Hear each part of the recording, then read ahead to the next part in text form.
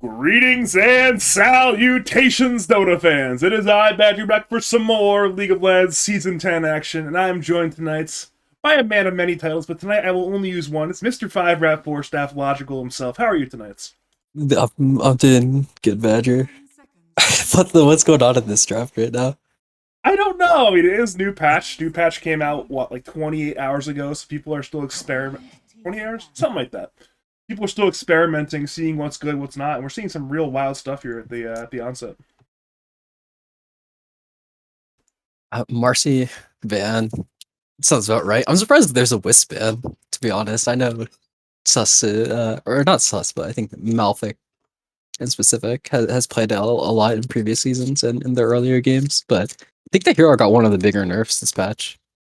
I think for the most part, heroes didn't get like direct super large nerfs. Like maybe Storm got pretty gutted, but aside from that, I think that like Wisp is probably like top 2 or top 3 hero that got nerfed this patch. For those who don't know, Storm got the absolute bad treatment patch wise. Got the Null Talisman nerf and then got 4 Shadow nerfs. We already mentioned the patch notes, so Storm's probably kind of a dead hero. But Wisp, maybe they just fully respect the ability for this team to flex the Wisp between 2 different Wisp players, or I don't know. You never know sometimes. The hero still functions, but it's definitely a lot worse, I think. Uh, Elephant in the room though. There's this fat man on the screen. Was 7 picked. You know, I figured if I just didn't bring it up, then I'll let you bring it up. That we've arrived. We have reached the punch. Tell me about this punch pick. I'm interested to see where it's gonna go because I think that it has a lot of potential in a core role.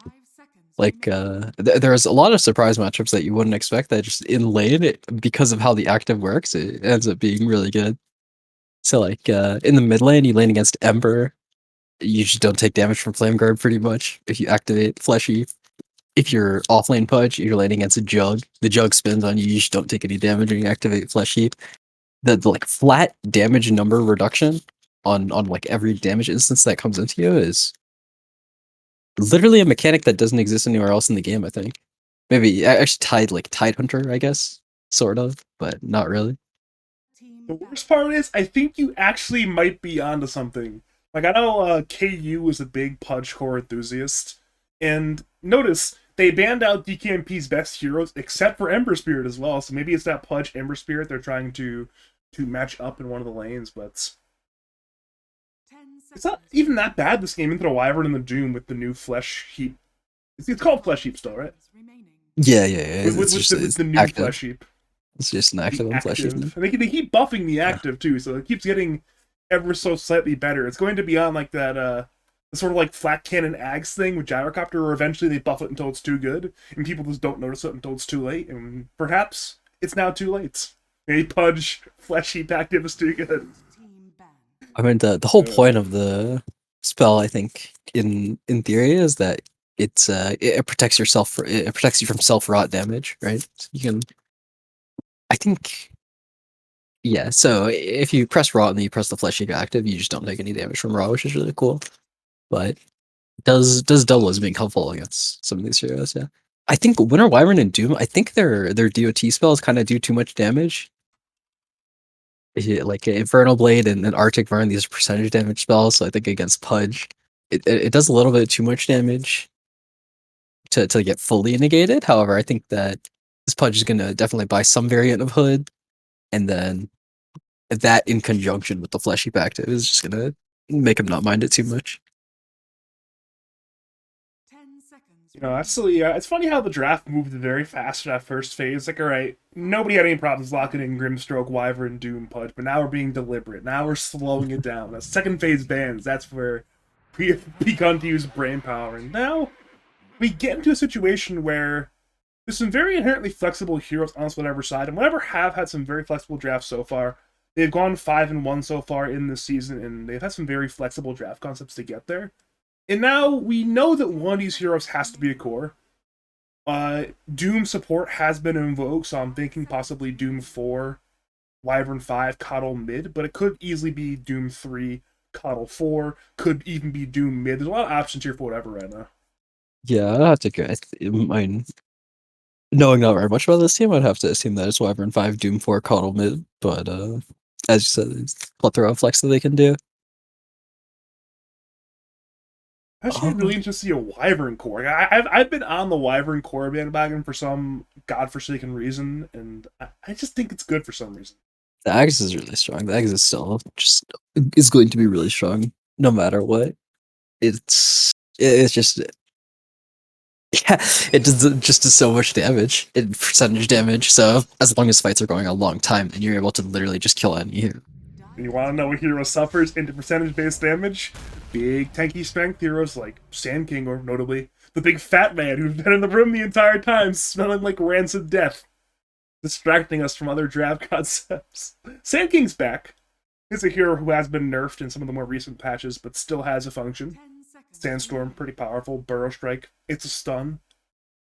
I'm a little surprised they locked it into these three heroes, but it's certainly got a very obvious function for the side of Sus here. Yeah, I'm also pretty surprised. I think this is definitely more of a comfort thing than them thinking this is like the best possible pick here. Sand King like kind of fell off as far as this patch goes. You don't really see it too much in Pro Dota anymore, but I mean, Hero's not terrible. Earlier in the patch, it was considered to be like one of the better heroes. I guess it's a new patch technically, but like earlier in 7.31, CEO is considered to be one of the better heroes in the game, arguably the best hero in the game. Is it really a Only new patch though? yeah, exactly, not really. So the Sand King counters did get nerfed a little bit, like Pugna. I guess with seeing this Hoodwink 17 pick though, wait a minute, hold up.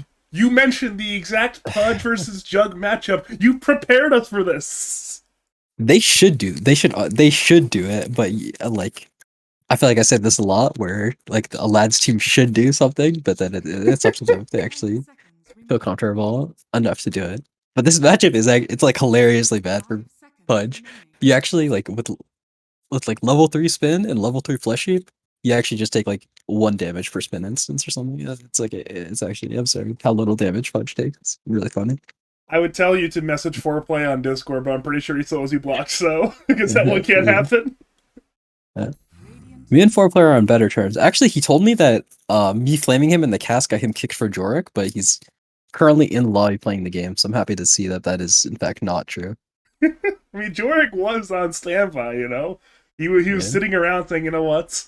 If they want to put me in, coach, they'll put me in. But apparently they're relying on their 6K player Foreplay over their 5.2K player Jorik, which makes sense, but certainly a bold decision to even have Jorik here. I mean, it's gonna be a core Pudge at this point, right? With Hoodwink Grimstroke as your support too, and then you got Sand King and Pudge, where you can move around pretty much forever. I think it's good. I think KU is gonna play Pudge. Oh, he loves Just Pudge. yeah, and I think he's gonna be playing mid. And I think he's gonna be Sand King off lane. They're gonna last pick a carry here, and they're not gonna do anything funky with the lanes. But I wish they would. And they have done some funky stuff. They are record-wise 2-2 this season. They have gotten a couple of those losses by doing funky stuff, so I wouldn't put it past them for some more funky stuff. But yeah, I'm not sure if we'll see the Pudge Jug lane that we're hoping for. We did cast their 2 wins, and then the 2 games they lost, we didn't cast. So Maybe we're good luck for them. Maybe we're just good luck. yeah.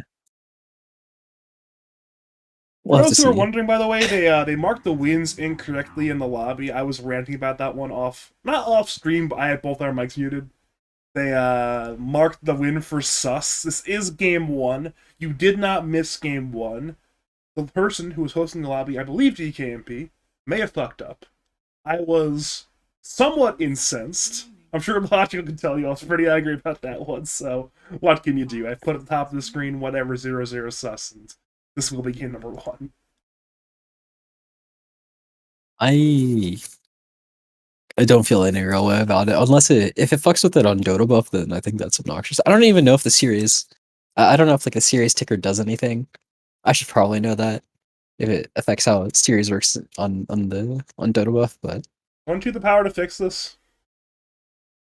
yeah, Problem solved. We have we have a I'm Dota not gonna staff manually. on. I'm not manually fixing this. You're telling me we don't have Dota buff staff on speed dial still? I can't. I have the power, but I feel like I'm not You're going just not to. going to. Okay. Yeah, exactly. Just slap in the face. Okay, okay, got it. I mean, I don't even know if I have the power to. I think so, but I've never actually done that before. I'm surprised you But haven't like messed around with these things yet. I mean, it's certainly. I did a little bit. Like I can mess around with like series and stuff. Like yeah. I mean, I don't want to go into what I can and can't do all too much, but I know that I can mess around with like series numbers, and I can like add remove game from series. I think I can definitely I can hide series, which is pretty funny, but I can't hide games. I feel like this is a power that could be abused. Hiding series? No, you'd think so, but it's actually like I feel like there's not that much to be done with it. Hiding games would be heinous, but you can't do that. Just find the game where you fed mercilessly in the pub, 0 and 25, just hide that one from the world. Like, ah, it doesn't exist, guys. Don't go to Open Dota. That's a Uh, Medusa. Even though it's yeah. not going to be KU playing it, it's still the KU classic. That's not called Terrorblade. I'm not surprised he still thinks that when he is as a drafter here. Looks like a banger OD game for whatever. Nah, nah. I saw you playing OD in pubs earlier. Yeah. Stopped watching, but I'm assuming they went well. No, that game went really bad. We lost very quickly. I was a major bot. I've been off. Past few days, haven't been feeling too well. But I'm sure I'll bounce back and get my AK eventually. Gonna say, how have you been recovering regarding the COVID? You feeling better, man? Yeah, I don't feel the COVID symptoms that much, but I haven't been feeling amazing. But to be fair, if I were losing games playing OG, I'd be feeling pretty awful too. So I understand. You know, we they need oh yeah, we get to figure out what the hero is here. Dawnbreaker. Interesting. Interesting. They have a lot of very interesting heroes here in this Radiant side draft. It's mid coddle offlane dawn. Huh, okay. They're gonna have some trouble catching these heroes, I think, unless the coddle buys an orchid, which is like not really the best this game in my opinion. Is it possible we might see like a Jug Diffusal type build to counter with Medusa, or is it this is not going to happen in this game? I don't think it would be particular like that is an option that you can take, but I think it's better to just go for this Maelstrom Manta Shard Scotty type beat. Because Yeah, it makes too much sense, unfortunately. you just it becomes a lot harder to farm with Diffusal, and it's yeah. I mean, Diffuse is like pretty good against the other heroes. I will say it's honestly it's not the worst thing in the world. I wouldn't be opposed to it if Afterglow went for it this game. It always could be like a Maelstrom Manta Shard into Diffusal type build instead of the Scotty, which maybe like a second Aegis timing with that, and then bam, you're online, you're ready to go. Just run down Dusa because Dusa will be at that point what, like 2.5 items, not too strong yet. I like medium game Diffusal timing would be weird. I think. Interesting. I So you're saying if it's going to yeah be Diffusal, it's probably like a first or at latest second item. yeah I'd say you either go like Diffusal Manta or Manta Diffusal. I I I don't think it does too much to how do I leave player perspective? It's like F12 or something, right? You might have to reload your Dota. Usually, if I, Okay. because for me, I just find that reloading the Dota is the simplest and most reliable way to do it. Where I know I've pressed buttons to make it work, but I don't know what button combination makes it work. So I just reload Dota whenever it happens. Uh, All right, if you are just joining us, welcome on into game number 1 of whatever versus Sus. It is season 10, lads. We have the 2 and 2 Sus taking on the 5 and 1 whatever. Too good. We have a Pudge. Where's Pudge? We see Pudge with items for the middle lane. So we might, yeah, it will be the middle. We were hoping for the offlane Pudge. We'll be getting the middle lane Pudge. My name is Badger. I'll be joined by the one and only Logical Dota, who is currently reloading his Dota 2 due to some bugs from, I'm assuming, watching the great player perspective of Little Nicholas and Scrims. yeah, the coaching feature is all kinds of fuck.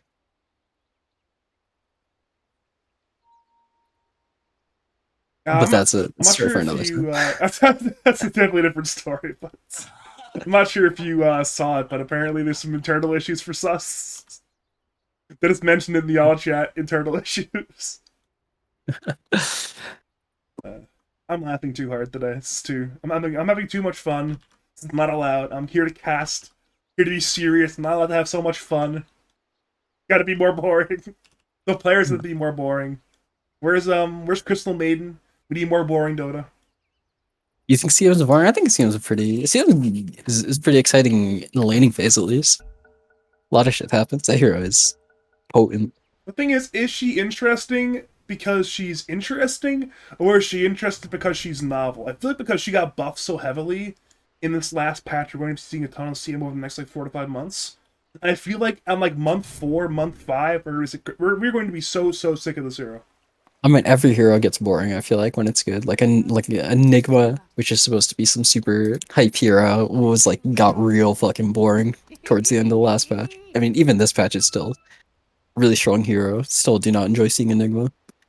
All right, whatever they did in this patch, by the way, the 7.31D patch has messed with my caster config, so hopefully it doesn't mess up my camera control too badly.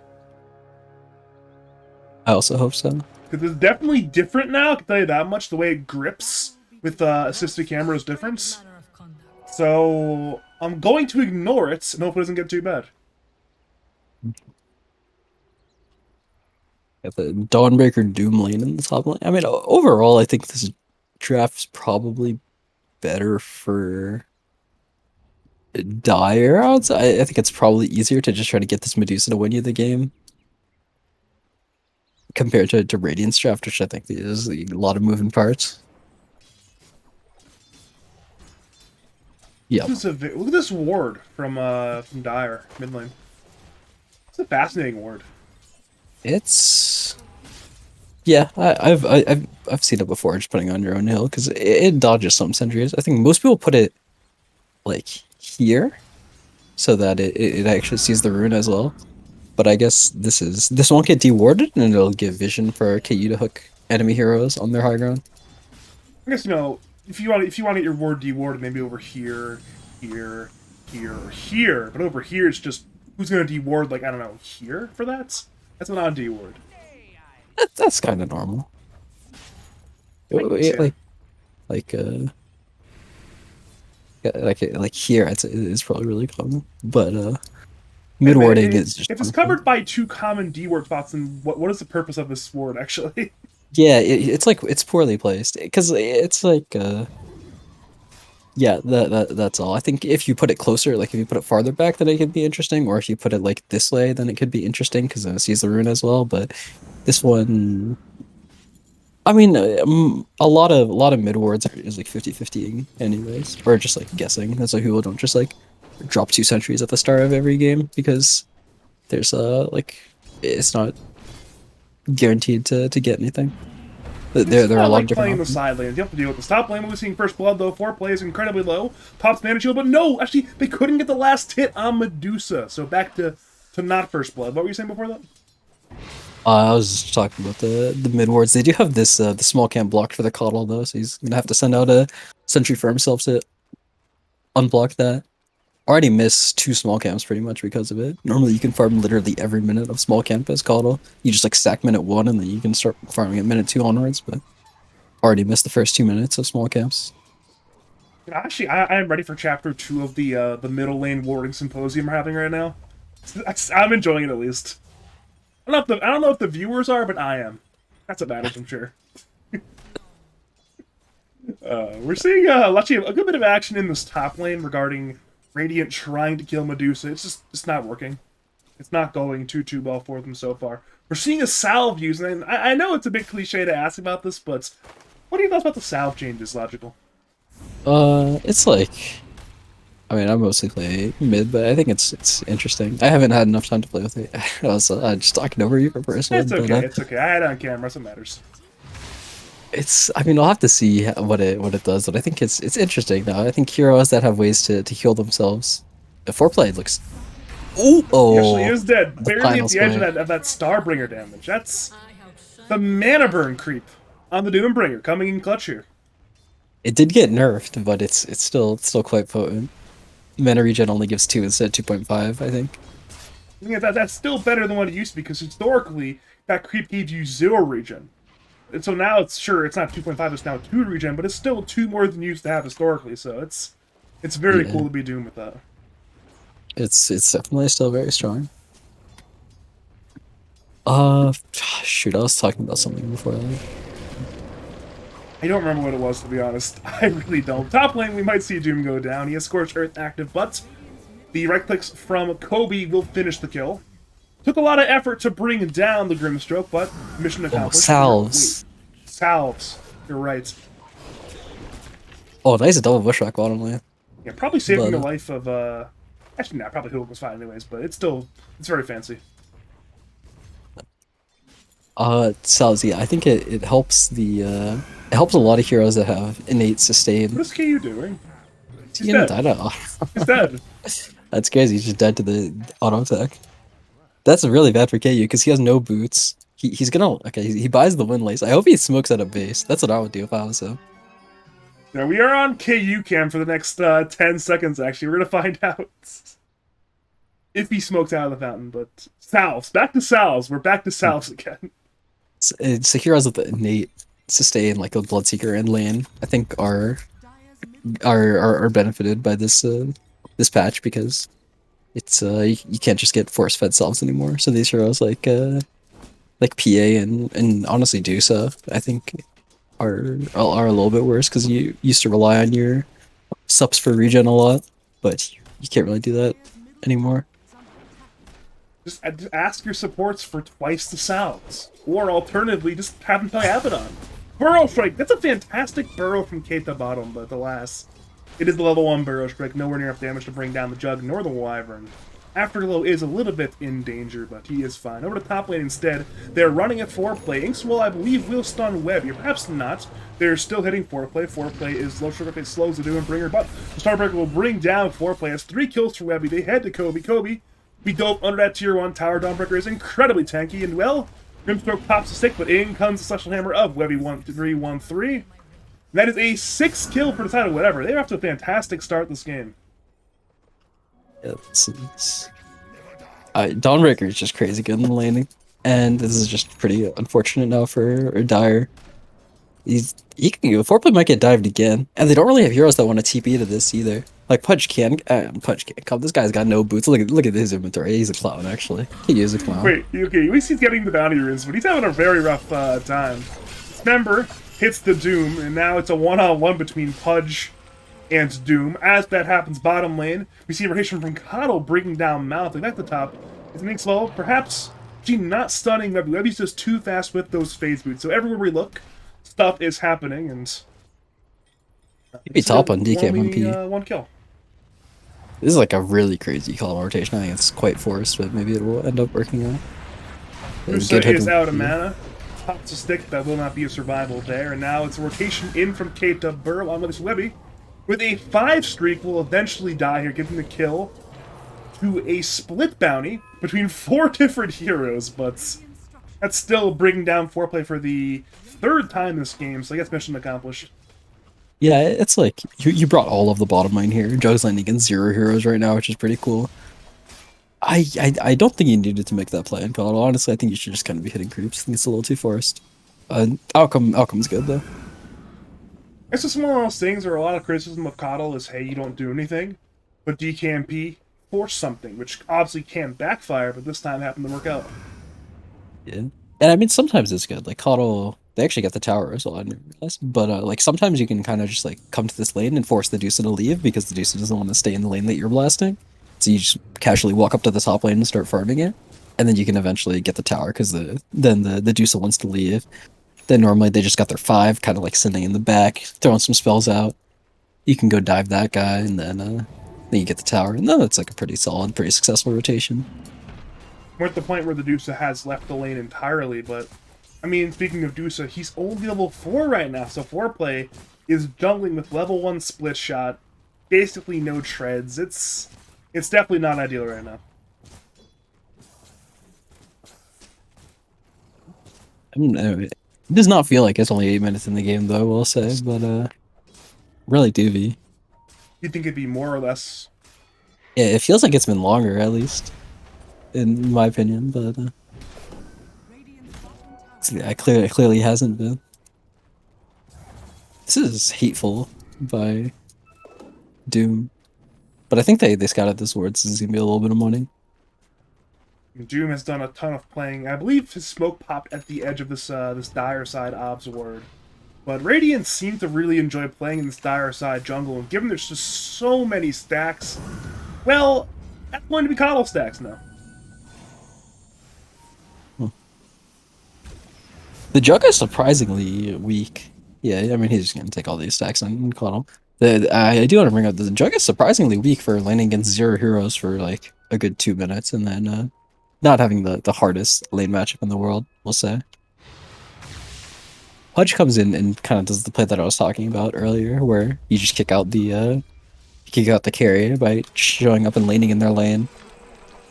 But Jug doesn't really jungle the best. And I think he's just a little bit low on money. I think he wasn't optimizing his early game laning farm as much as he could have, just like spitting out waves and then going and killing junkies. I wasn't watching the bottom lane as much as I could have been. I was mostly watching top lane and the ward's middle lane, so I didn't see what was happening. But I'm assuming Sand King must have gotten some pretty cool plays there with the burrow to distract from the last hits or something. We are seeing TP away from KU, though. He cut the wave bottom lane and TP'd away back towards, well, the other part of the bottom lane, over to the Tri-Camp area. And we're seeing KU with this new age Pudge build, just 4 points in rot, 4 points in flesh heap, just killing Ancients right now. And, well, he's actually doing a pretty good job of doing it. He's just killing Ancients. He did, yeah. Ancients are pretty low magic resistance. You'll see like Sand Kings kill them pretty often.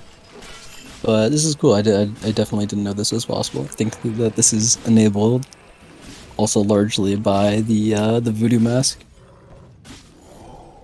We're going to be seeing an Eternal Shroud first on Pudge, which is not letting you see on like a Pudge type hero too much. You see it more on a hero like Leshrac a lot, but I guess this game on Pudge makes a lot of sense. Yeah, I mean, this hero, it just benefits. There's a lot of cool stuff you can do with Eternal Shroud. You benefit a lot from the spell lifesteal, so it works out. You can also give yourself mana if you just like activate it and then turn Rod on. Oh, I didn't know you could do that. Yeah, it's pretty cool. Well, there's a lot of weird interactions with self-damage, but apparently you can still get your own mana. And perhaps KU might just do that in 5 more mana. You really should. That would be quite nice. Yeah, see. Oh, KU is he's a gamer, dude. This guy is an actual gamer. He's master tier on this hero, so it doesn't surprise me that he knows about that one. He's been trying to make this carry Pudge thing work for a while now, and I guess this is not carry Pudge, it's mid Pudge, but he is definitely prepared for this. There's some other heroes in the game as well, though. Is there though? I mean, they're in the game, but are they heroes? I mean, they're Dota heroes, but they're not like a sort of like hero of lore, you know? Like he is the protagonist, this Pudge. He's being gone on bottom lane. Slash comes in from Afterglow. Solar Bind will slow KU will hook, missing all 3 heroes somehow. He will bite the Jug. Soul Bind is there on Jug and Wyvern. In come the cavalry. Wyvern and Jug, both of the targets. Curse is there on Pudge and Grimstroke. Assassinate will hit Afterglow. Now in comes the Dawnbreaker. Focusing down KU. KU is low. He'll look to turn, but he cannot survive. Hook is in, but down goes KU. And now whatever. With 5 heroes in the area, might look for more heroes under the T1 tower, the Dire side, but the Dire back off accordingly. So it will be only 1 death, but being on our protagonist, the Pudge. That's nice. You definitely wanted to kill this guy. He's actually insanely high level just because he's kind of power farming for the entirety of the game. So at level 12, highest hero on Radiant's level 11. Good kill for Radiant. Honestly, the game looks really bad for Dire right now. Foreplay is quite poor. The one saving grace for them is the Jug probably isn't as farmed as he should be, but I mean, without your Dusa having money, there's no one who's really going to carry this game. Pudge can get really strong in these fights, but don't hit the buildings that well on that hero. At least they're going to get 1 more kill bottom lane on Shoppa. Surprisingly, does not have too much in terms of like a streak there, but it is still a decent kill to get there on that Doom.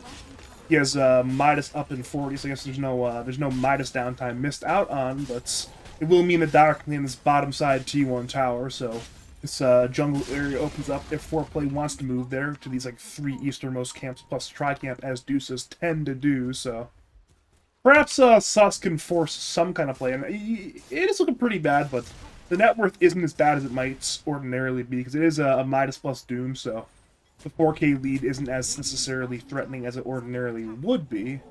And Sus, they are trying to force some kind of play, but for now it will be missing. Woke up right now. They are getting good mileage out of the Sand King Blink though. Chop the Midas a creep. Oh no, get the Midas off. Midas available, but no. As you mentioned, it was available, but he could not get it off in time. Big plays. I'm not sure. I doubt Sus knew the Midas cooldown, but that's still a huge play to make there. I gotta agree with you. I think they were not aware of the Midas timing, but That'd be a next level play, to keep back the Midas timing and kill the Doom like that. You see him use the Midas, you ping the timer. I'm sure it wouldn't be too far-fetched, right? It's just only a 90-second cooldown. You just keep track of that one like you would an ultimate. Like, hey, guys, Midas on cooldown, 90 seconds. Just rotate in the Inks while Sand King to kill him. It can't be that difficult, but it's just not worth the amount of effort that you have to put into it. We are on Midas watch right now. Choppa has the Midas, and he uses the Midas. Okay. That is a lot of time missed, but it has now been used. The Midas is back online again.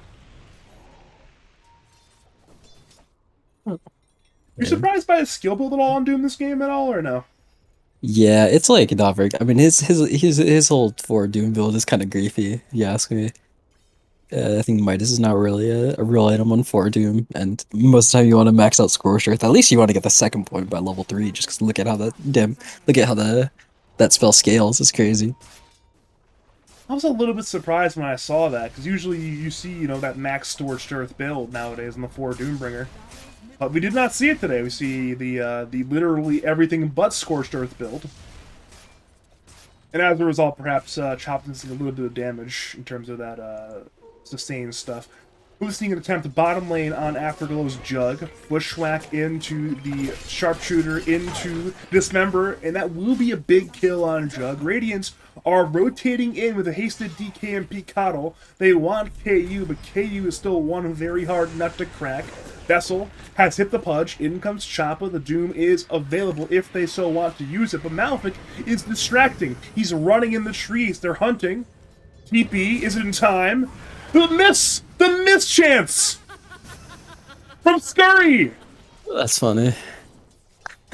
What's the percentage evasion? It is 15%. If you ran that play 100 times, our man Pydock dies in 85 of them. But we are not in that world. I mean, to be fair, he could have just pressed. He could have just pressed Warstop. It's honestly all they do. Or the Wyvern. The Wyvern. I mean, I guess cursing is technically correct, or not cursing is technically correct because your Doom does have a bunch of options. But I would curse anyways, just for simplicity's sake. I mean, I've seen a bunch of attitude recently of just like throw out the ability, and apparently Radiant, they are conservative with their ability usage tonight. Top lane is the Inkswell plus Burrow combination on Webby. And Webby will lose his life. And Dire, unlike Radiant, who held the Doom, who held the cursed bottom lane, top lane, Dire commit everything. They commit the Sharpshooter, they commit the Epicenter, and they ensure the Dawnbreaker will go down.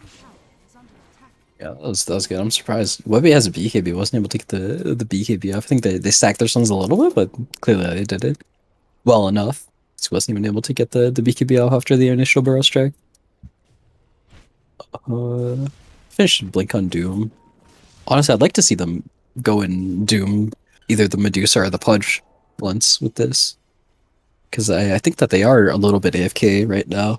Their heroes are not amazing at killing heroes, to be honest. I think Dire has a lot. Dire is a lot stronger compared to their. Like, I think Radiant's stronger overall, but Dire is probably is pretty decently strong compared to how behind they were looking. I guess it's one of those things where you mentioned possibly dooming the Pudge or the Deuce. They see Pudge all the time. Pudge is still a very hard hero to kill, and Warplay's been doing a very good job of playing where Radiant does not have vision. I keep looking periodically at the Radiant side vision, and there's never foreplay on it, so I'm not sure how much they know where foreplay is playing at this stage of the game. True. Or not the Doom. Sorry, the Pudge is pretty tanky to spells, but he still dies to right clicks a little bit. So if you get Doom plus Omnislash on the Pudge, he'll definitely die. It's in at 10 armor right now, which is not the highest. I guess you are right. I mean, I guess I figured since Pudge has so much net worth, he'd have more armor, but no, he just doesn't. He has the 4 armor from Phase Boots and the half an armor from Magic Wand, and other than that, no armor items. He's got like pretty much 1 armor from Ocean Heart. Actually, yeah, I mean, Magic Wand and Ocean Heart combined, we have like 1.1 armor. We're getting there. That's There you go. technically something, but that's not. That's It's not going to save you from like clicks this game. that's a singular point of armor. He's gonna get this Blade of Alacrity as well. That's like 1.5.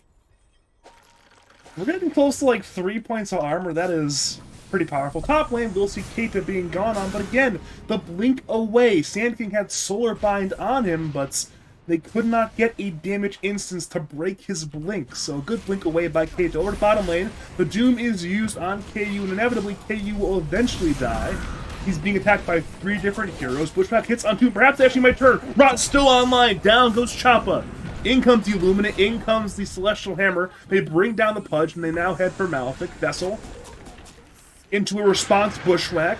The curse will lock Malefic in place, but Malefic again is running away, and he has a bit of help from Kobe, but alas, they could not save the Hoodwink. The Dagon from DKMP zaps down the Malefic Hoodwink. It is a 2-for-1 trade. It is a Doom for a Pudge and a Hoodwink. But Dire still want to make more plays. They have a smoked up Sand King and Grimstroke in the river by the Roshan Pit area, headed into the Radiant side Tri-Camp. Looking at Dire's vision, they see very little, but they know Jug is nearby. Problem is, Jug knows they're there. The Dire smoke popped, but he did not react in time for the Burrow Strike. In comes Epi. Is it late? Perhaps it is. Jug remains alive. He spins away from Keita. DKMP brings down Kobe, and they again head to Sand King. Doom arrives. It is a 4v1. Solar Bind, Vessel, Illuminate. That is a 5th kill in a row for DKMP. And well, whatever, they are now most certainly, in the lead. Yeah, definitely. The Dawnbreaker ult is just you gotta bring more heroes. Then I honestly like the Sand King of the Grimstroke definitely killed the Jug in most games, but the fact that he can heal with Dawnbreaker actually like barely puts him over the edge, so that Afterglow is able to get the spin off. That was pretty unfortunate. Speaking of Afterglow, he essentially denied the bounty rune with his illusion from the illusion rune, actually. We'll play KU wanted the bounty rune in this Dire side jungle, and he's denied it on Jug. What can you do? Warplay is like decently farmed. You can see he's only like 400 gold behind the Jug, which I think the fact that Foreplay died a bunch of times in the lane and then Jug had 0 heroes in his lane, pretty good sign for Dire. There was a point where Deuce was behind Jug by like 1.5k gold, and now it's literally 400 gold, so that's progress. Yeah. They also have access to like Deuce's, the good part of the map for Deuce, where she can just like kind of walk down here and then pop mantas, and then she's able to just like farm up a storm, really. We're at the point now where she's spreading her legs. I guess lack of legs given it's Medusa, but playing even more into this bottom lane area, applying some more pressure into this lane, forcing, say, Coddle to TP back here and D-push it, but I don't think Coddle doesn't care right now about D-pushing. He instead cares about killing the Hoodwink, and ooh, that is a massive amount of damage to Malefic, and Radiant now have their eyes on this topside tier 2 tower. Everybody but the Dawnbreaker is there, and of course Dawnbreaker can arrive with the Solar Guardian any time, so I don't think this tier 2 will be alive for that much longer. It's just kind of hard for Dire to do anything right now. They had a small window of opportunity when like SK got the blink, and they were just kind of getting some stuff. Grim got shard, and they got the Hoodwink ulti. They can run around and kill people, but It's just really hard to do anything right now, unless one of their heroes are like egregiously out of position. Once they get once they get a blink on KU and probably like a BKB eventually, because he'll definitely need one into this vessel and the Doom Infernal Blade, then they actually have a decent shot at taking fights, I think. Speaking of KU, he's going for that Aghanim shard on Pudge as well, and I am incredibly high on Pudge Ag shard. I think it's one of the best shards in the game, and to save this game, it just seems fantastic. The stocks were really high on it at one point. It's not really as good. I don't think it's really considered as crazy anymore as when Pudge was first getting some love. But Well, speaking of getting love, Pretty Pudge dead. has been doomed, and well, he will lose his life. Oh, the shovel! Wait a minute, the shovel. How's that bounty ring been there for? I It got hooked. I realized he hooked he hit the rune. that's pretty fun. I was wondering how that bounty ring got there. He missed the hook and hit the rune. It had to have happened that way. That's quite wild. Dota 2 is a wild game. Foreplay is about to finish on the Scotty. Honestly, like everyone in this game is poor except the Coddle, I'll say. But Yeah. when everyone's poor, no one's poor. Except for Coddle. Coddle's rich. Yeah, that's true.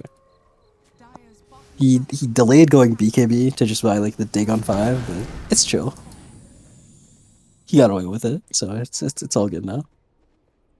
And he has a very good neutral item for the Dagon. He got that Nether Shawl plus 6% spell damage, so you're taking this proverbial taser and making it just that much more electric. And it seems like Sus are tired of dealing with this sort of slow game where Radiant run at them and kill them. They've now smoked S4. Everyone before plays in the smoke. They go through the river, perhaps into the Radiant side jungle. Looking at Dire Vision, they see a Coddle mid lane and nothing else.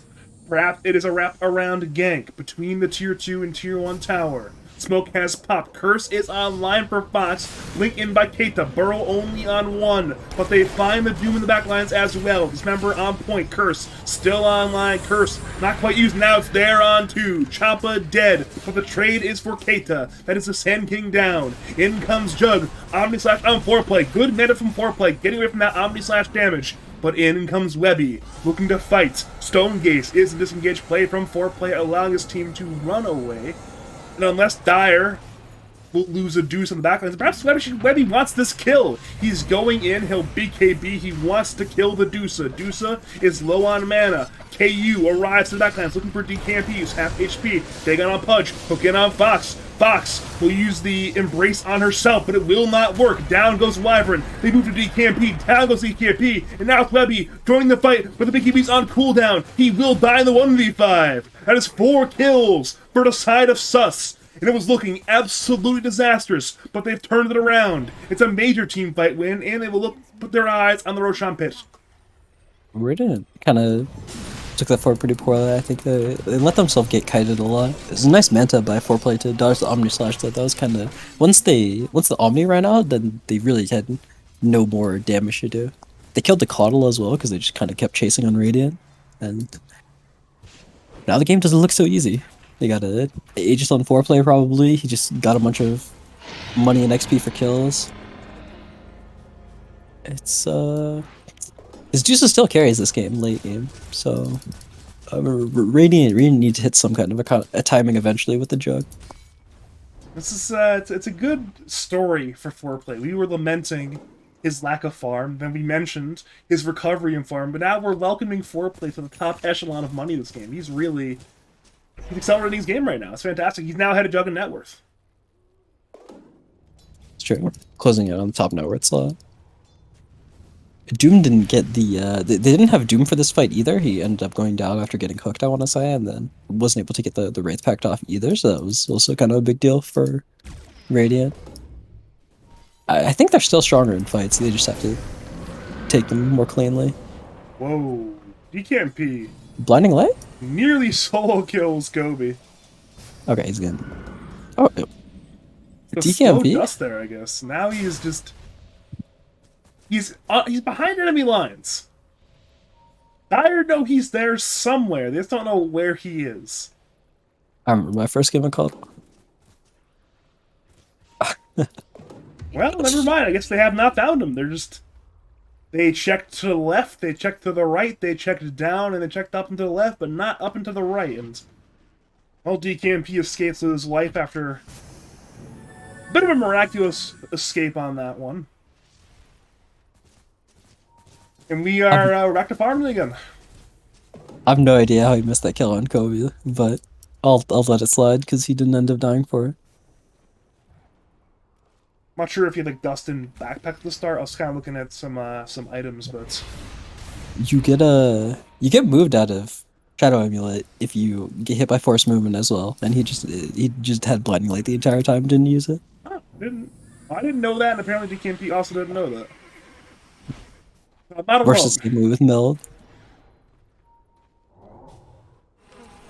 Mel's an ability though, so it's different. Isn't it? Yeah, I think it is different actually. It has some different properties, but I just know it works the same way for both of them. That is convenient. We are seeing Medusa illusions. Killing the Radiant side middle T1 tower. Actually a good deny from Fox, but it is still the same result. Dire are beginning to hit towers. They have doubled the number of towers they've killed. They've gone from 1 tower killed to now 2 towers killed.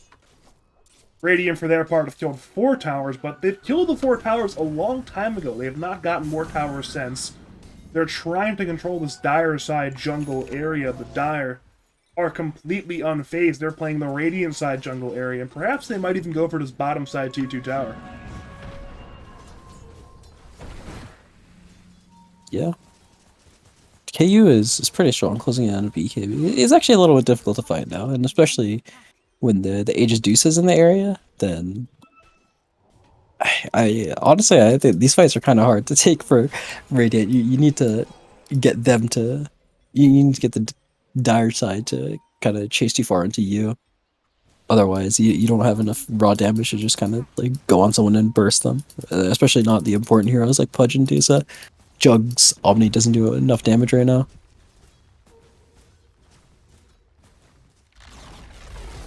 I've been messing around with the camera controls ever since they got changed in the last patch. I was just hoping they brought back drawing on the minimap, but no, they didn't. It still doesn't work anymore. I miss drawing on the minimap. Those are good times. Definitely. Speaking good times, it's a 4-man smoke from the side of Sus there in the Radiant side jungle. They have their eyes on whatever they can jump on, but for now they see nobody. They saw Dawnbreaker a while ago bottom lane, but it was a good escape there by Webby. I don't think they saw the Dire side smoke, but I guess good game sense there from either Webby or someone on the side of whatever. KU is hunting for perhaps a blink hook, but the smoke has ended, and even then, they know Dire have been in this area. The D wards have been placed. They will not be fruitful because Dire didn't bother to ward there. But the concept is the same. Dire have been there very recently. With these failed ganks, 4 plays, Aegis timer has been lost. It is 14 seconds remaining, so there will be no major team fight win with the Aegis, though. It is that bottom side tier 2 tower and the subsequent outpost gains. Yeah, they didn't get a decisively one team fight with Aegis, but they definitely got everything that they needed. Deuce is sitting at the top net worth now. Cleanly, I'd say. Pretty cleanly has like an item over the jug now. I guess we've broken No, that's a lie. We've broken the Coddle net worth supremacy. He was number 1 net worth by a long shot. Now it's Deuce a Jug competing. I'm not quite sure what Malphite was doing there, but he's now dead. I guess he was warding or something, but he's dead now.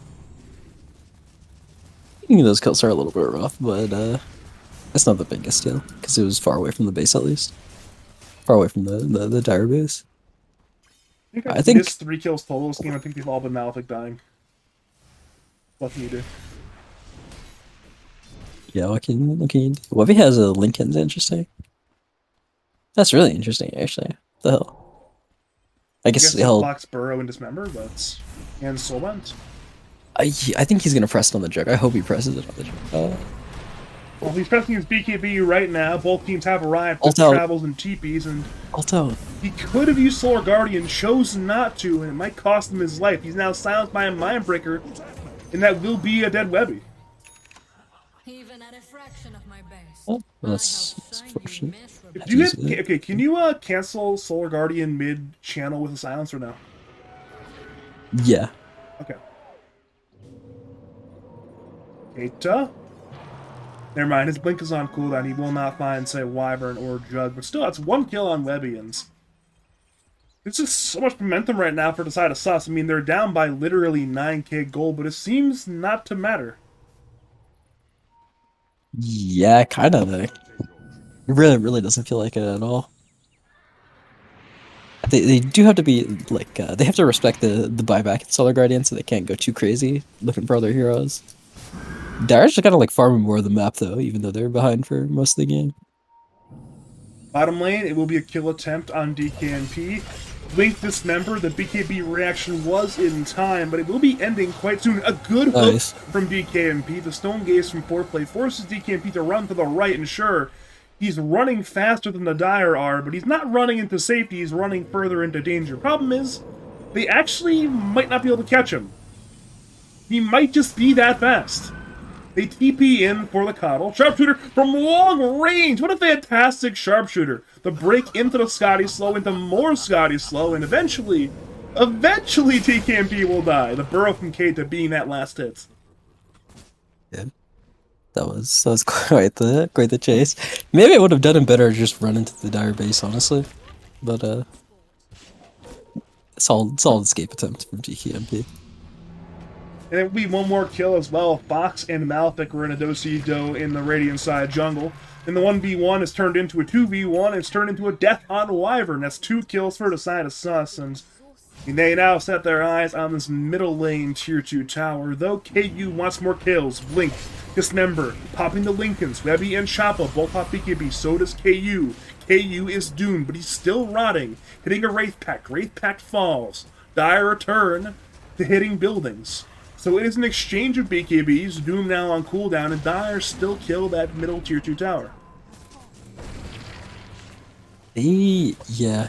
I like this play to just lock up high ground. Radiant's fight is a lot worse. And honestly, it might be kind of a throw. But they don't have Doom. Coddle's dead for a little bit. Jug is still really weak. I think that they might just be able to get this Rax. Well, Blind Hook. Well, we are going to see the middle T3 tower fall. Range racks are under attack. But with Coddle being alive in 10, Dire will disengage towards the Radiant side shot camp, putting up some wards and whatnot. Perhaps looking for that blind hook kill, but for now it is... Wait, Roshan's already alive? That is very good for Dire. Wasn't keeping track of the respawn too closely, but I believe that's a very early respawn for the Roshan. Goes decently. I guess they took it after, like, significantly after 25 at least. So yeah, maybe it was early.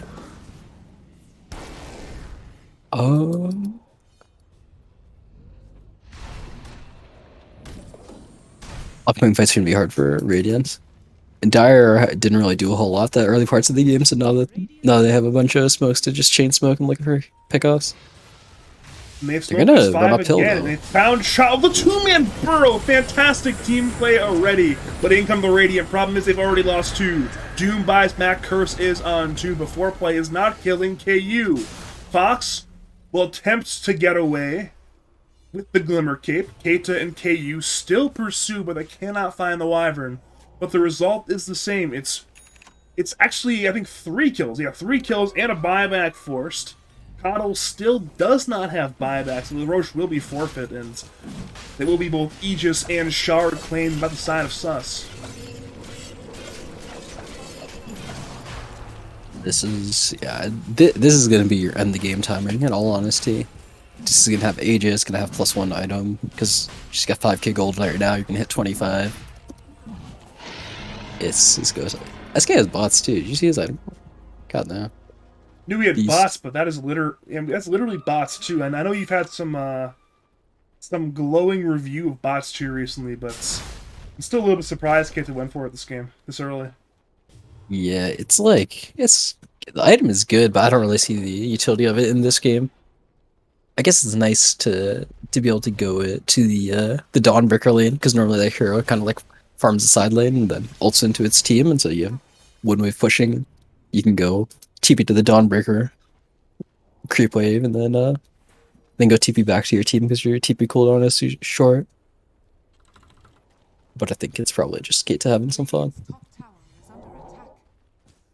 Well, here we go, high ground again. It's Foreplay returning to the middle lane where he broke a tier 3 tower. He's got 60 gold in the bank. Whoa. This is He does unadvisable. have 6,000 gold, you're right. It's a lot of money. He's being gone upon, but he's still fine. Burrows in on one into KU's Dismember. Curse will hit onto canceling said Dismember, but Jug is still dead. Down goes Afterglow. And he has no buyback, actually. This could just be game. Hopefully, just gonna end the game with 10k gold. Apparently, doesn't he's need ready it. to spend it, yeah. And they're gonna go bottom now. Yeah, as you said, Jug. No buyback. Just died to the spin, actually. Like, it was a very solid curse by Fox to try to protect the Jug, but fortunately, Jug was still stunned by the Inkswell, I want to say, and then just died to the Rot DOT. Just 'cause it does a lot of damage with Ags and the just Ags. Stats. We are seeing Radiant attempt to defend, but it's not going very well. They're having some difficulties with the decoy illusions. Foreplay is somewhat low on mana, but I don't think he cares. Chopple will stun the Deuce. He can miss the BKB even, but Foreplay is still entirely fine and has 2 lives and has 4 teammates. Featherrack's bottom lane are dead. Webby attempts to go in, but will tank a burrow with his Lincolns. Dismember from KU arrives. Doom will cancel said Dismember, but... well, Dire will walk away, it appears. Foreplay will lose 1 life, but still has 1 more to work with. Jug is still dead for 20 seconds. Foreplay has Stone Gaze. He tanks an Infernal Blade. Dire go onto the Dawnbreaker, who will commit his BKB. Dawnbreaker will Solar Guardian, but he actually gets cancelled by the Cold Embrace. So Fox dies, buys back. Webby dies, has his buyback. Everybody is back on the Radiant side. It's now a 5v5 once again, but Foreplay knows it's time to leave. They've claimed 2 racks, and they will get away with perhaps 0 casualties. Everyone's TPing. Radiant see the TPs, but they cannot stop them. All 5 on the side of Sus get away. They've claimed 2 racks. They lose absolutely nothing. And if looking at the Radiant side buybacks, that is a massive gain on top of that. Yeah, this. He did buy an item on Foreplay, by the way, but this game is looking pretty impossible for Radiant now. They're gonna have to somehow take a fight where they're able to kill one of these cores, but they're all just extremely difficult to kill. Pudge has 3.6k HP and this Infinity Heal Rot. Dusa, you're not killing the Dusa. And the SK is pretty hard to kill with BKB Lotus, Sandstorm as well. They're going for it now. The dieback on Doom. Radiant, as that happens, move to Sand King. But Sand King again has the BKB. Soulbind keeps Coddle and Dawnbreaker together, and well, with the now ending, the Wraps look to fight. Curse is on 3. Pudge actually is dying to a Medusa. So down goes KU. Omnipath will bring down Malefic as well. Now it's Afterglow fighting with Foreplay. He will attempt to do enough damage to that Mana Shield. It might just work. Foreplay is low. Foreplay is dead. Sus have a very poorly executed team fight, and for once in a very long time, it seems like whatever have life. Oh, okay. The Joke's starting to do some damage now with the spin shard and a little bit of items, so Juice died pretty quickly there. That was actually definitely mistaken. To be fair, he was missing his Hoodwink and his Pudge. But yeah, it was a lot more damage than I expected as well. I think if Dire takes a fight where they're doing everything properly, they should still win with the like an Ink Soul Shard to purge off a burst from Radiant. This looks pretty bad though. The Radiant heroes move kind of quick, so they're able to immediately go to the Dire base. I think this is going to be one lane and the tier 2. Because unfortunately the other side lanes are kind of, or the mid lane and the bottom lane are kind of pushed in for Radiant. Otherwise they'd probably be able to get a bunch. Dire still have buybacks if they want to use them. If we're looking at buyback status, Radiant have 1, Dire have 5, so even if Radiant can get another good jump as they did last fight, there's still a full 5 buybacks to contend with, and as a result, whatever will back off, having claimed Equilibrium in the top lane. So now every team has Equilibrium somewhere.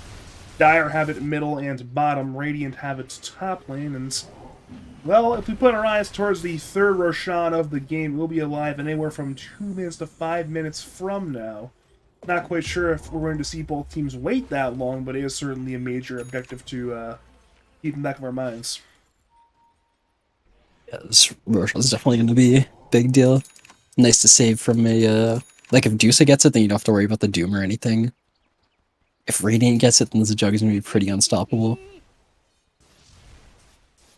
I do think that Dire can kind of look for. They have a much easier time pushing out side lanes, I think, with their heroes between the Mantadusa and the bots TSK. Yeah, for sure. At this point, there's I think there's zero doubt about it. Considering we've seen these Dire cores, the two you mentioned, even the Pudge of the Blinks being very, very hard to dislodge, but the Radiant have a bit of a kill threat. They can't necessarily show everywhere all the time. They can only show some places all the time. It seems like Sus are content to farming more of the map than whatever. We see whatever right now. They're just kind of playing their base 5, trying to be ready to fight every possible time, and Sus are using that space to get a lot of farm across the map. Maybe not actually. They're ripping the smoke. I think they're trying to just like control this Roshan area. Probably like taking over this area, just sitting here. Well, both teams have smoked, and both teams will pop the smoke middle lane.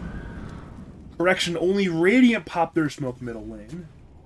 Dire did not pop theirs. They actually went for a bit of a wrap around again, looking for a different target than Doom, perhaps, but they have not found one yet. Foreplay grabs a DD rune. I think Radiant saw that happen, and they will back off immediately. We are back to waiting for Roshan, which... Oh, that's a very, very long respawn window. That is about as long as it can be. It's a 2-minute and 22-second remaining Roshan, on top of a little bit of time even before that. So nearly a 3-minute respawn timer. Yeah, that's... I don't know if it's unfortunate for anyone, but we're gonna have to at least wait for that, I think, for the game to end. Well, they force out DKMP's BKB and also Keita's BKB. The TP attempts to get away with the BKB, but the curse will cancel the TP. In comes Choppa and Afterglow looking for Keita. Keita has Burrow, but he's again stunned and brought to the grave. And then actually, that's a dieback on Sand King. Kind of. The last time he died was his earlier buyback, and even though he has buyback available, he actually bought out. He's dead for 120, but I don't think Radiant know that. They're instead going to smoke towards the Roshan pits. I like this play still. If you're able to set up around Roshan, then by the time the beast actually comes live, you'll be able to take it. You asked if you mentioned that it probably wasn't too unlucky for anybody. It's definitely now unlucky for Radiant that is still not alive. Yeah. KU's doomed. They caught him on a very fresh Observer Ward. But can they kill him? It seems like yes. They're running out with 5 different heroes, and will Dire have no defense for him. So it's Pudge dead for 100 seconds. Like Foreplay's play here to just kind of sit in the bottom lane, try to push this out, the farthest lane away from Roshan. Radiant, the Fox is gonna just sit in the pit for 40 seconds, I feel like, until it respawns. It's definitely not the most fun play in the world, but sometimes you gotta do what you gotta do. Do your job, just sit in the row shop. Nice brownie face, but we're just chilling. I still have like this imprinted memory of my mind. I think it was Bleak in the TI5 NA qualifiers of just sitting in the Roshan pit every game, every series, just waiting for Roshan to respawn. And at the time, that was next level play there. It ended up being really cool. And now Fox just doing the classic 2015 Bleak cosplay to sit in the Roshan pit perpetually. Well, yeah, it's all gonna get a surprise now. Oh, It had to be live eventually. Now we're seeing pings, cyan-colored pings, telling the Radiant, hey, Roshan's finally here. Let's claim this dirty Roshan. Grab the Aegis, grab the cheese, grab that refresher shard, and I think they might have wanted the Ags. I think they probably want the shard instead. Now I think about it. That means double doom. they got some good stuff. I mean, they got Double Doom, which is nice. I think having an Ags on your Dawnbreaker or Ags on your Wyvern could be really cool as well. They're probably content with this. The Double Doom BKB is pretty potent. I was thinking Ags Jug, but then I realized, wait a minute, he already has Ags. Problem solved. He has no need for Ags if he already has an Ags. I'm sure he'll be eating it shortly as well. Foreplay has been spotted under a Radiant Fresh Observer reward, but with Silveridge with the dust on Foreplay. First, it will be a very low duration, but Radiant have arrived. Stonegaze attempts to get Foreplay with the TP. Is it in time? No, it is not! The Inferno Blade cancels the TP of Foreplay. He'll Manta. He will attempt the fight. It will be futile. In the 5v1, the one has perished. A lot of gold goes over to the Radiant team, and they most certainly will have to force that buyback out. Yeah, definitely. That's easily the best catch you can possibly get on Dire. And I don't think they even have to worry about these side lanes. I think they can literally just go run down the bottom lane right now. Take Megas and probably end the game as well. Dusa can probably get away with not buying, but you will lose literally all of your buildings. I guess at that point, do you value the Dusa buyback more than literally all of your buildings? I'm not sure. It's not easy, but I mean, you probably don't. Like, you probably would rather just have your Dusa buyback and you don't lose all your buildings. Radiant's top tower is under attack. We'll have to see. I guess the push is a little bit slower than I thought it'd be. I mean, it's still... The T2 is alive. Radiant will have about 30 seconds of hitting the barracks before Medusa will respawn naturally. And maybe we might just see a bit of a sneaky buyback with a good hook play. We're seeing Malefic and Keita hunting for some kind of pickoff, and Radiant actually do not commit in. They're being very conservative and very cautious, and it might bite them in the ass, actually, by not going in there, not at least trying to either get the barracks or force out the buyback. But they claim no buyback, and they claim no barracks. Yeah, that's getting nothing off the Dusa kill is definitely just a mistake. Like, even if the Dusa kill is here, you can't just let feed like that go unpunished. And they were literally running it down the bottom lane, and they just did not commit into that 30-second respawn window with the Jugs items. That was easy racks in 30 seconds, but alas, or whatever, they have not claimed anything. And Foreplay is back to his old stomping grounds, the Dire Side Tri-Camp, looking to finish a Swift Blink as, I guess, his 7th item. To replace, I'm assuming, the Treads. We are seeing Radiant again play in this this Dire jungle area as well. We're seeing Keita cut the wave. He'll get most but not all of the wave. There's still some creeps coming through on low HP, so if Radiant want to commit through the top lane, they will have creeps to break the backdoor for either middle or bottom lane. The DD has now been activated for Foreplay. Radiant definitely do not know about the DD rune, so attempting to defend with the DD rune is a good idea, or alternatively attempting to throw the DD rune could work out for the Dire. And well, never mind. Absolutely nothing happens. We see whatever back off from their position to pounce in the top lane area, and they're back to defending their throne. They're wary of potential throne force. Webby tries to force some kind of play in the Radiant side jungle, but Malefic on the Hoodwink, but the Scurry escapes from the Dawnbringer, so we're back to chilling. Yeah, I mean they didn't really get anything out of the Aegis duration, so they're kind of just running around in circles on Dire, and yeah, I mean it stumped Radiant. They got no Aegis now from this upcoming fight. I think they're also they're like playing for 60 minutes now or something. I'm not sure what their aim is or what timing they're looking to try to end the game with. I got hyped up for something happening. I didn't know what would happen, but I knew it'd be something. Little did I know, I'd be wrong, and nothing would happen. Dire again have smoked as actually only 4 into the Radiant Tri-Camp, but wait a minute, they see Webby. Webby is BKB. And Linken's. They pop the Lincoln immediately, and they burrow him again! They're going to kill the Dawnbreaker! Dawnbreaker does have buyback. It will be a very long respawn window if he chooses not to, so I'm almost confident he will use it very soon, but that is a big pick-off for the side of Sus.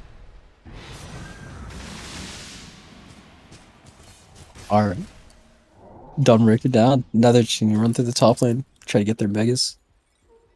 They do not have an Aegis, so Foreplay or anyone really could get doomed. But he's sitting 10k gold now. Maybe he ends the game with 10k gold. The prophecy can come true.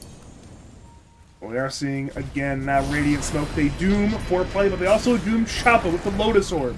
In comes Webby, respawning with his buyback. They run at Keita, whose BKB is now just ended, but there will be the buyback utilized, the doom on cooldown, and nobody dead on the side of Sus. A full back off has been initiated by the side of whatever, and well, now again, it will be Foreplay and company in a good spot to potentially grab that 4th Roshan of the game, but they also could just look to force another play knowing that Doom is on cooldown. There is a Refresher Shard still on Choppa they might need to be cautious about, but it might just be time to go. I mean, they kept the tier 2 alive, which is actually a pretty interesting concept, like it's late in the game, because it does make it really annoying for Dire, because it kind of like forces them to go end the game now if they win a fight, because it can be hard to go and de-push your top lane and then kill the tier 2 and then go kill the tier 3 after that and then get megas that way. Although I don't really think that they're going to try to defend the top tier 2 again, because they don't have the Doom or anything.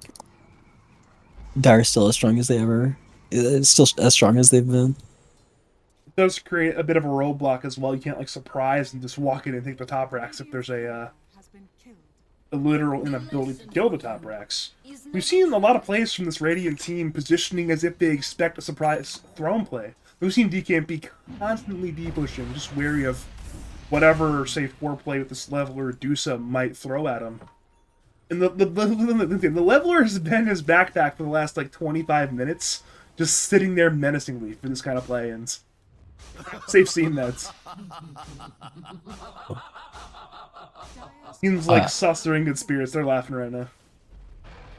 I think a backdoor throne play would be... It's kind of a last resort. I don't think you want to really go for it, because they have Wyvern Curse. They got... It can be obnoxious to try to go for a play like that. They got a Halberd on the Dawnbreaker. It's a very easy way to throw the game if you do it prematurely.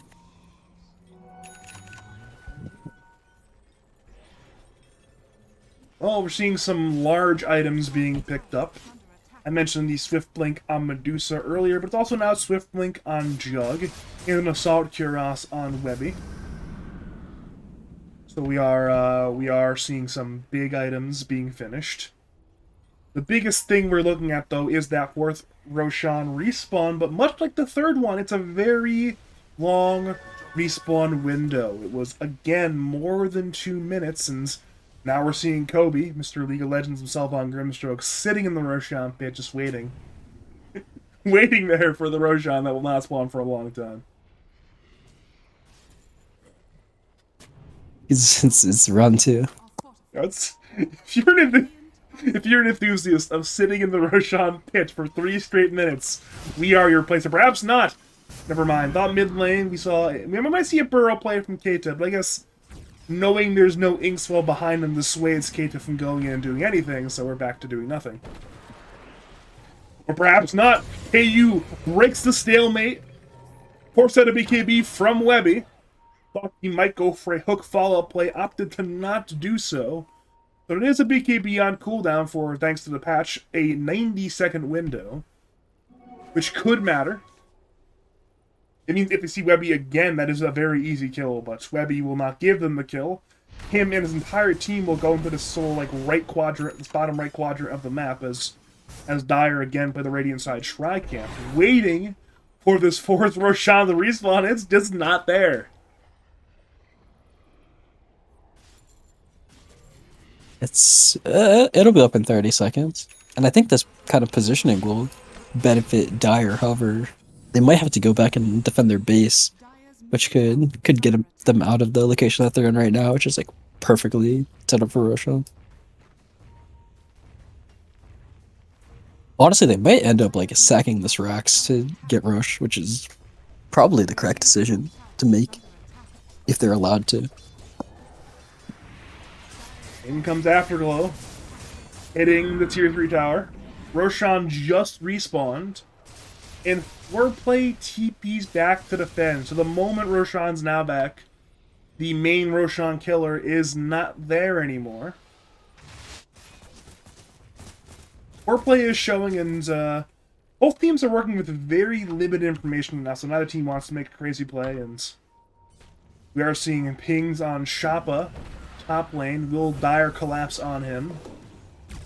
He's very far forward. KU, Keita, they're both nearby. Burrow, Bushwhack, Dismember available. Correction, not used. Now, they actually have a Doom on the Pudge. They have a Doom on Sand King as well. They're going to attempt to get something done here. Doom, back into the game. Curse is actually only on 1, so Sand King again is running forward. Dismember now is there on Doom. Doom has been locked down. Dusa arrives, hitting Wyvern. In comes the Jug, but Radiant are collapsing. They have a dieback on Doom. They have a death on Wyvern. They've killed Sand King. With the Hex is in on Jug. Sand King bites back. Wyvern bites back. Again, the fight is in on Jug. Jug goes down. Willis is doing a ton of control, but Dire are remaining alive. They've won a very massive team fight. They will walk in for the 4th Roshan of the game. I'm curious, who's getting what out of this one? Probably Ags, Grimstroke, maybe? Sand King? Refresher. Grimstroke. No. Refresher should be Sand King.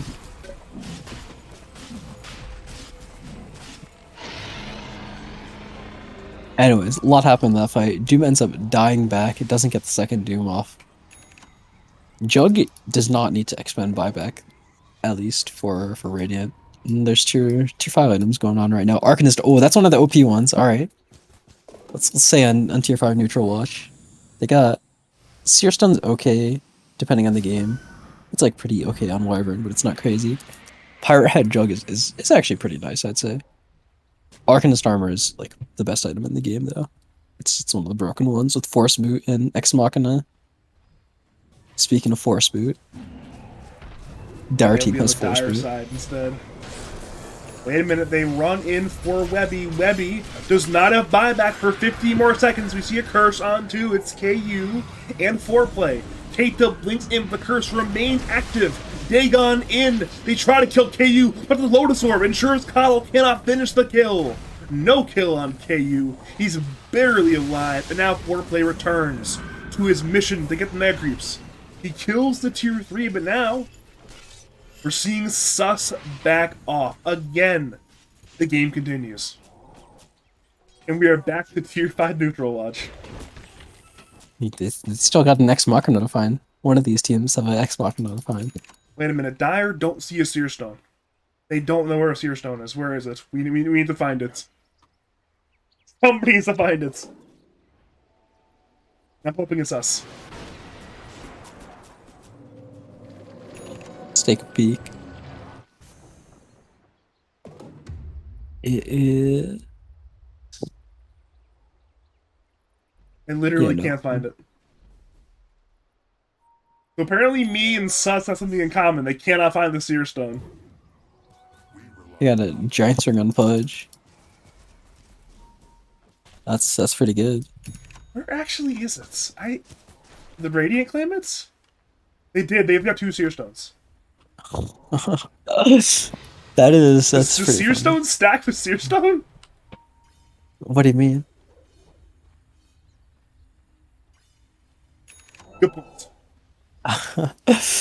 I I assume it would, honestly, like if you could have them both on the same hero, because the Aether Lens, the reason that they don't stack cast range wise is because the extra cast range is the passive. It's like an effect on the item. It's part of the ability. But regardless, I don't think. The Doom is on Medusa, but can they kill Medusa? Swift Slash comes in on Grimstroke. Grimstroke drops. Keita goes in looking to save Medusa. She was saved by, I believe, Pudge.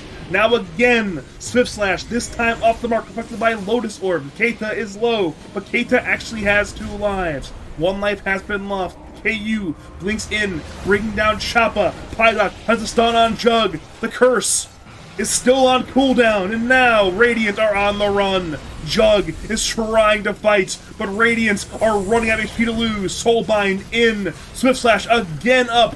Bring down Keita. Has a dieback on Sand King, but in comes Foreplay. Swift Blink in. The damage is massive, and everybody's collapsing. The buybacks are in, but Radiant only have 3 heroes to play with. Coddle, silenced, sharpshooter, Foreplay, still hitting. Now leaving. Rax, somehow, someway, still alive.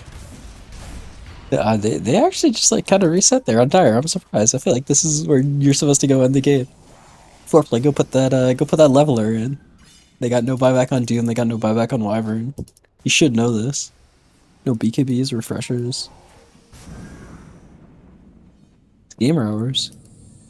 Apparently it's not gamer hours, it is sitting on this high ground hours. I guess they're waiting for their hoodwink. It is kind of obnoxious to just like go walk up and hit this because you got to deal with halberds and coddle spells. Yeah, like this. Here we go, Webby engages in. In comes KU Dismember online. Afterglow goes back on, but no, the Slip Slash bounces to the creeps. Kobe remains alive. Webby is dead. That is a dieback.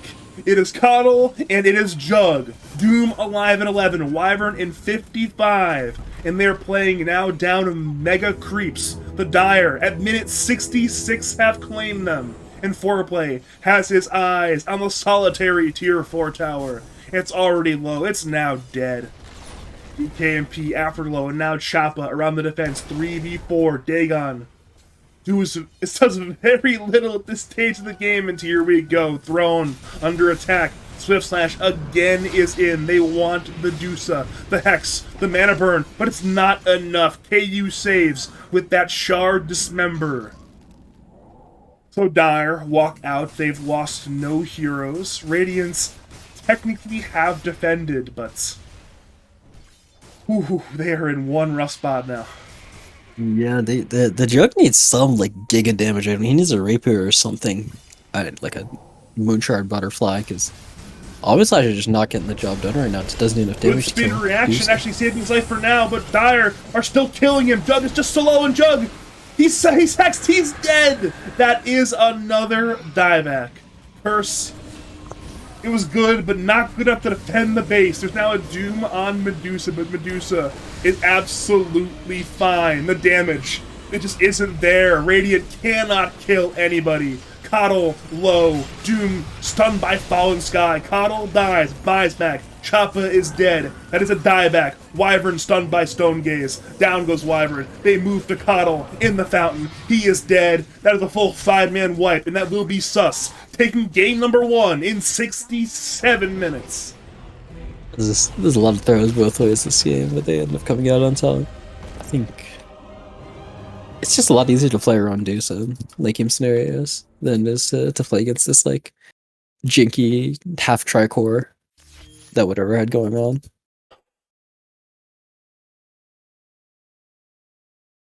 Yep.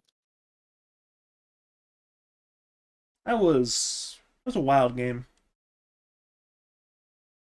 It truly was. I'm still shocked we didn't see a single rapier that game.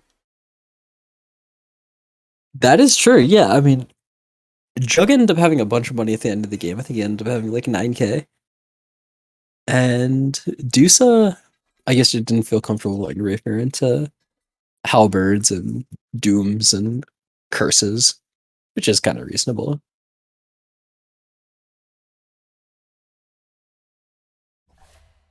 I have to imagine whatever is not terribly torn up about that game though, because I think they very easily could have won that game.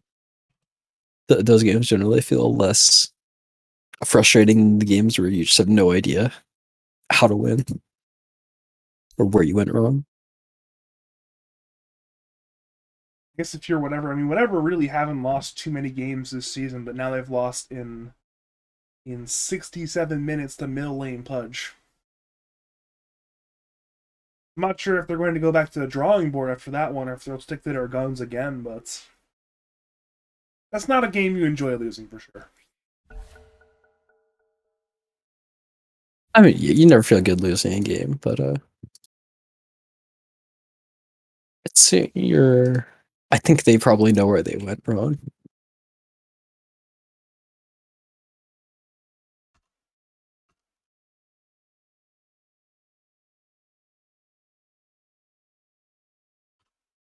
I wonder if they're going to mark the wins correctly this time.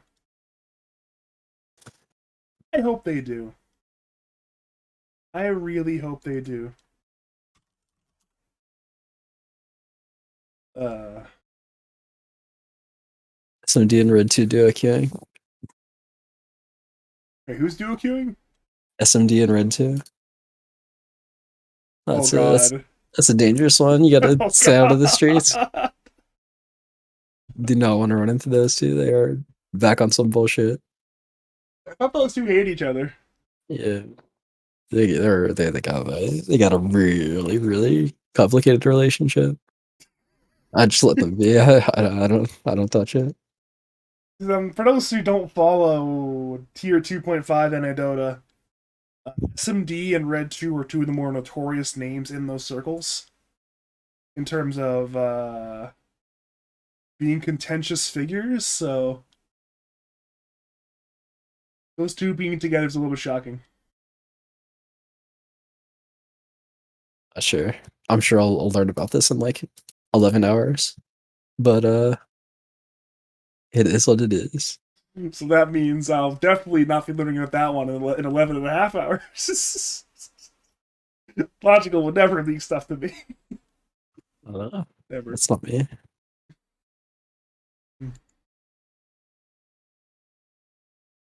We are in the lobby for game number 2, but apparently the teams do not want to do that because they're not here in the slots. They're waiting around. Don't quite know what we're waiting for. Maybe water, bathroom. I think Malefic said that in the post-game chat. Yeah, BRB, water, and stuff is the quotes. So that's cool.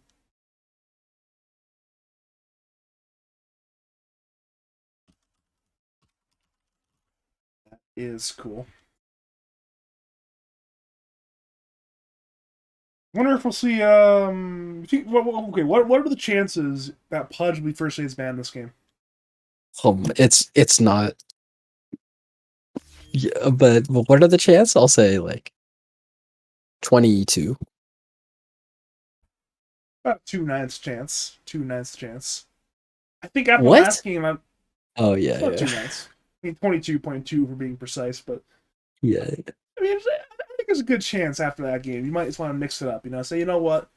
If you think you're the better team, right? If you think you're the better team, usually you're fine playing the opponent on the meta heroes. And this Pudge hero just throws a wrench in that. So maybe say, you know what? We'll ban the Pudge. We'll give you the good heroes, but we'll also get the good heroes. And we'll see if we're just better than you. That's the way that I used to approach it. It's like, if I think I'm better, I'll play the meta heroes, and you'll play the meta heroes. But See that? seems like KU does not enjoy playing the meta heroes. He enjoys playing Pudge Metal. I think I could see the push man from that perspective, but I don't really think it was a problem.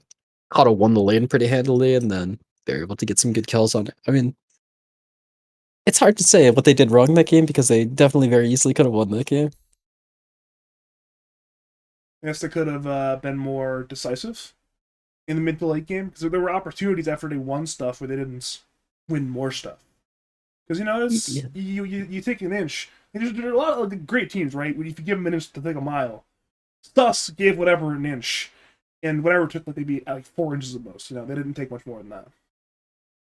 Yeah, I mean, there's like there's a part of towards the end of the game, of course, where they just like didn't go in and try to get anything after they killed Medusa, but also just like earlier in the game, I'd say that they were like, I mean, they were like winning the game very hard towards the start of the game. Like, Foreplay was having a terrible game. He had like a 15-minute Manta and then like a 25-minute Scotty. It's like his game was no, it wasn't a 15-minute Manta. It was like a 20-minute Manta and then a 25-minute Scotty. His game was horrid, but they didn't really convert that into anything. He ended up looking extremely far at the end of the game. I think they just don't seem very comfortable ending the game or kind of like converting an advantage into a win. If we're comparing this Dusa net worth trend line with the other 3 Radiant side cores, he is well behind 2 of them at minute 10, still behind all of them at minute 20. And it seemed not to matter.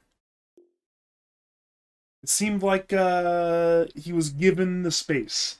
They had the throat on the damn it. They had the foot on the neck and they did not step in the throat. They did not kill the Medusa early enough, and Medusa, very strong late game hero, so what can you do? At this point, I'm saying the exact same thing in like 7 different ways. Yep. I think I have like 2 or 3 more. Why do you keep doing that? I'm Mr. Words, I'm ready to say more words. They got a Foreplay still playing. There's no Jork stand. That's different from last time. They still have Jork on speed dial, and he's literally right here. Like, you look at the casting channels, he is to our left. He is 2 button chilling clicks there. away. 1 button click away, actually, from joining the slot. But they're sticking to their carry player. They're not putting in Joe Rick. Didn't they like super buff Mag last patch? What's up?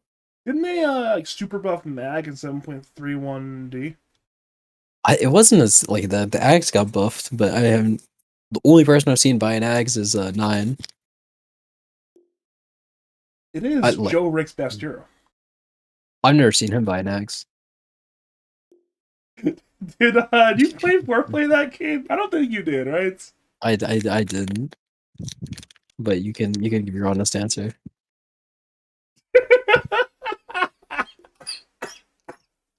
Ow. Ow, my lungs. That's not okay for play. I don't even have him added. Like I don't know how he's gonna remove me. He's gonna add you just to remove you again. That's some next level beef pettiness right there, I'm sure.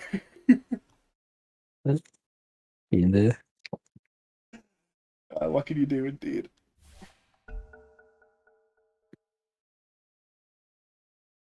Alright, game 2. This entire first. casting session. Wait, they marked the win correctly. Yes. Isn't this the same as it was? So they probably just left it. No, it was on Dire last time. It was 1 win to Dire last time. I see. Now it's 1 win to Radiance. Yeah, that's true. Yeah. Sus was on or was on Dire last time, which is why I thought that. But yeah, they definitely just do it by sign. Yeah, if you think about it, it was prophetic. They had the 1 win marked for Sus, and now Sus have the 1 win. So the karma of the god of the blue button has come in handy and has given Sus their win. All in exchange for DKMP not marking the lobby correctly. Hopefully next time he'll mark the lobby correctly. They banned the Wisp again. So I think if they're gonna swap anything out for that Pudge ban, I assume it would be that. Maybe they'll leave Marcy in though. Marcy's like an absolute piece of shit hero. I don't believe that hero is balanced. I remember watching an interview, I think it was Ramses after the CIS games earlier today. and he was going off about Marcy being this piece of shit hero. So I guess you're not alone in that opinion. It's just I don't even know about the mid maybe like the mid game is like pretty solid now that they fixed the being able to BKB out of the queue. But honestly, it's just the laning really. Like the laning is so fucking oppressive. You just can't like the hero just forces you to feed in lane. It's crazy.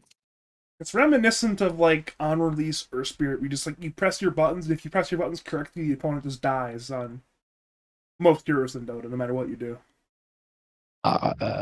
Yeah. I mean,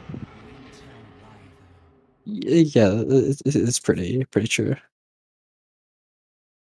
They run the Wyvern back. First pick Grimstroke again. Isn't no they swapped side or they swapped picks, right? Because it was 6-7 Grimstroke Pudge. I thought it was 8 Pudge, wasn't it? Wasn't it 6-7 Was it? Wyvern Okay, Doom? okay. I think you said it was I'll 7 take your Pudge, word but you for it. were wrong. I see. Okay, yeah. I remember you saying that, but I remember looking. I was like, wait, wasn't Okay. Oh, I got the same sides again. Maybe we're gonna literally run back the exact same draft. That guy did not seem the most comfortable on for Doom though. I will say he just kind of played offlane Doom. I feel like he has not. What now? See, since he says use Google, like that's his thing. It just tells people to go use Google. I think their Doom player needed to use Google. See what the Dooms are doing. Speaking of using Google, I searched for the Game 1 draft. It was an 8-pick Pudge. Okay. So Sasa again will be running back second pick, but this time on the Radiant side. We will not be seeing the Wyvern Doom again, though. It's some Wyvern Shaman. But we are seeing Grimstroke and 8-pick Pudge. They It's could have kind of things banned you're allowed this. to do. They could have banned this. They chose not to ban this. Yeah. I mean, they probably could have. They definitely should have expected this.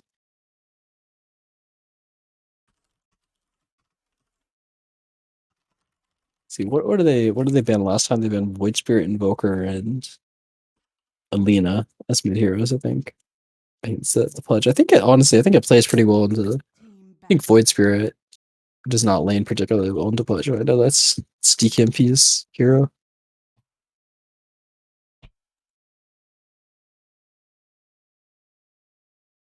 He wouldn't be too shocked if I mean, DKMP might just go for it anyway. So I mean, he likes the hero. It's banned. It's first phase banned. I mean the other one, the other spirit, Ember Spirit. Your mic cut out for me on Discord. I mean the Ember Spirit, not the Void Spirit. My bad. I mean, yeah, I could see that happening as well. The lane is actually quite terrible. We talk about like it is quite a counter pick. So we'll have to see how the lane goes, but it's yeah, like you lane against Monkey or something, lane against like one of these other heroes, Lina, and it's like you're still able to play the game. Like you still got levels and you can go and run on slight heroes, but it doesn't feel good. Yeah, if you think about it, this patch is very bad for DKMP because this patch dumpstered Storm. So his pool of elite heroes went from 3 to 2 instantly, which is definitely not fun for him. He's notoriously Storm, Ember, Void Spirit player, and Storm is Storm even viable anymore? My question. The hero's quite bad right now. Which is definitely not a good thing if you are an enthusiast of DKMP's mid. But that is Dota 2. Storm was to take some words from you, a piece of shit hero, and I had to go to the dumpster. I don't even think they need to do all that to Storm, but the hero definitely it should not. It's definitely illegal as how that functioned on like 3K gold, minute 25 on a mid hero. You just didn't need money after a certain point of the game. Like you could have items, like you could get like one item every 10 minutes, and your hero would still function. Then you hit 25, and you'd be the strongest hero in the game. Dude, Logical could absolutely verify this, but I used to have like a hobby of whenever there's like a pro storm going on, I would just like mention every time the casters bitched about the 6-0 Talisman Storm, and it would happen more or less every 12 minutes, every pro game of Storm for months at a time. So Yeah. I mean, they were right though. They were right. it's just like I I don't care if the item is more expensive. Like you buy 6 Kayas, it's like whatever. But nulls are just like too cheap, in my opinion. Like the fact, like it's just a 500 gold item that I don't know. People have done enough complaining for Null Storm. It's part of the game. It's low skill to complain about the game. Oh god. Is that in our future? The 6 Kaya Storm Spirit? Uh, no, I don't think it's good, but I wouldn't be like, yeah, if that happened in the future, they like rework Kaya again. Maybe it gives you what's that? Mana What's cost it called? reduction? Mana cost reduction? Yeah, that's the one. Maybe it goes back to mana cost reduction. Maybe then we'll see it. Does Sanj status resist stack with other Sanj status resist or no? Nah, it just takes the biggest one. Okay, so I guess you couldn't go like 6 Kaya Sanjas. That'd be pretty broken, but it's alas. You can buy 6 bloodstones, and it's like, no, wait, no, you can't. But you can go bloodstone then a bunch of Kai Sanchez, but it doesn't really help you that much. Like your mana regen goes up a lot, but like you can't your zips are not crazy or anything. I remember if you have like 2 bloodstones and 1 Kayasha and 3 refreshers, which is like the max amount of mana regen you can get, you get like 180 mana regen, which is cool, but it's nothing. 180 mana regen sounds like a lot more than it really is on Storm. How did we get here, actually? How did we get this far on the Storm tangent? Looking back at the draft, we have a 15-tick Ursa and a... This draft's boring. Yeah, They're going to take Roshan on Dire. Hero. We're seeing the exact same heroes again. Oh wait, Shaman can't do Roshan anymore, but they're still going to take it with Ursa and a hero tanking with Wyvern Cold Embrace. But what did they do, Shaman? They changed how ward units in Roshan work. It's at the very top of the patches. Roshan will now attack ward units if there are no other units within melee range. Roshan attacks will immediately destroy any ward type unit. Oh, the immediate destroy part I didn't read. I was like, I guess attacking is not a big deal, but immediately destroying is actually kind of a big deal. I mean, you can still take it. Like Wyvern and Shaman could probably take it together. You just like take it a little bit with Wyvern and Cold Embrace, but Darius is probably just gonna take the Roshan. Zeus. Alright, logical. I have not seen Zeus in any game above a 5k average in the last like 5 years, so you have to fill me on this one. Really, MSS has been playing it a shit ton. There's been a lot of Zeus recently. This hero is going to be very big very soon. I've missed every single game of that, apparently. I mean, I don't think it's been picked in like a single. It's been picked in like very few comp games, and you don't even watch comp games anyways. So it's Slander. yeah, Slander. It's what's it called? Like the jump is pretty nice early on. It can be really hard to kill this fucking hero. Does a lot of damage. I think this hero is like probably better 4. Like as a yeah, it's like 4, but it's still solid as like mid and 5. Some other roles. The shard is really OP. It's like it's just old static field, but you do more damage, and then what else? Oh yeah, no, that's pretty much it. You're really hard to kill because of the jump. You do a lot of damage because of the shard. You're pretty strong in lane as well because you're just Zeus. That's the basic rundown, I'd say. I'm excited for it. Not because I think Zeus is that exciting, but because it's novel. You know, you don't really see this hero too often. But speaking of a hero who you used to see very much a few months ago, it's Death Prophets. It's not really one of the heroes who's fallen off in popularity over the last like 4 months in particular, but still functions in a very similar way to previously, and seems like whatever we were looking for, a much faster paced game than last game. Ursa, Shaman, DP, some very fast playing heroes. Grab the Roshan early, control the map early, do not get into a 67-minute game type hero, so that is something of note. Seems like Sus have some really interesting brawling heroes though. Because they have this Pudge Sand King Zeus situation. They can easily add that with this 23 pick. Seems like whatever are just ban out this TA hero though instead. Yeah, I don't think it's the best TA game. It scouts the Ursa Roshan, which is kind of nice. You can get a trap real early, and then you pretty much know when the Ursa's going for Roche. But I think overall it has a pretty bad matchup against Dire heroes. It's a hero the foreplay likes, if I remember correctly, though. And KU played it as well in that game that we casted. They definitely need a carry type hero for Radiant at least. These cores can kind of go in lane wherever, but it's they need a hero that's gonna hit creep and then hit the building. I guess there's still a number of decent options for that are not banned still. There haven't been that many carries banned in this game yet, but both teams are very, very low in reserve time. Luna could be good, I'll say. Is Luna back in again with these small buffs she got, or is she still bad? I mean, the hero is like still roughly the same. I just think it could work decent this game. I think the hero is not like crazy good, but I think it's fine. So yeah. Not bad, not good. What else? TB? Oh yeah, yo, TB is like really, really OP. Really? Maybe not really, really OP, but TB is strong hero right now. I think they can pick that hero, definitely. Pretty solid matchup against Death Prophet as well. Very good matchup against Ursa. I know KU views the Terrorblade hero incredibly highly as well, but that is not a Terrorblade. That is a Nature's Prophet. That is. I've never seen Foreplay win on this hero.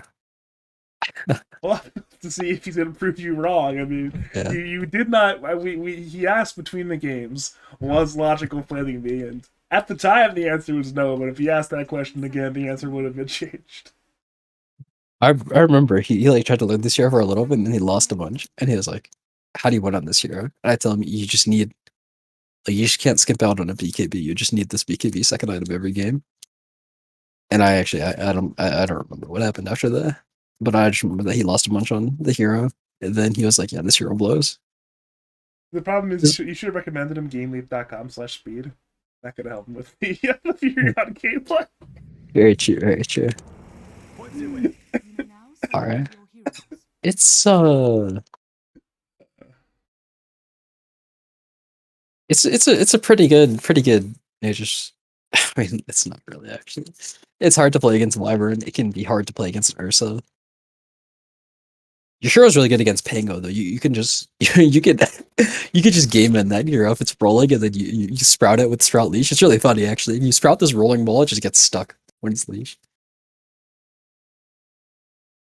I'll have to ask KU sometime about why he chose that hero over the Terrorblade, but I guess that is, if nothing else, interesting. He just wants to play it. It's just preference. I'm sure he's just like Foreplay. What do you want to play? And Foreplay is like, yeah, Nature's Prophet, run it, and then that's all there was. I feel like this team like does not care that much. That's the vibe I'm getting. I wouldn't be too shocked. I mean, knowing what I know about their players, the most like serious player they had, like demeanor wise, was Aaron. And they replaced him with Foreplay, who is definitely more on the goon side than Aaron is. So, I guess it's not too shocking.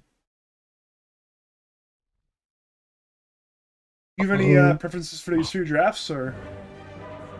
I have to see how the early laning stage goes. I would.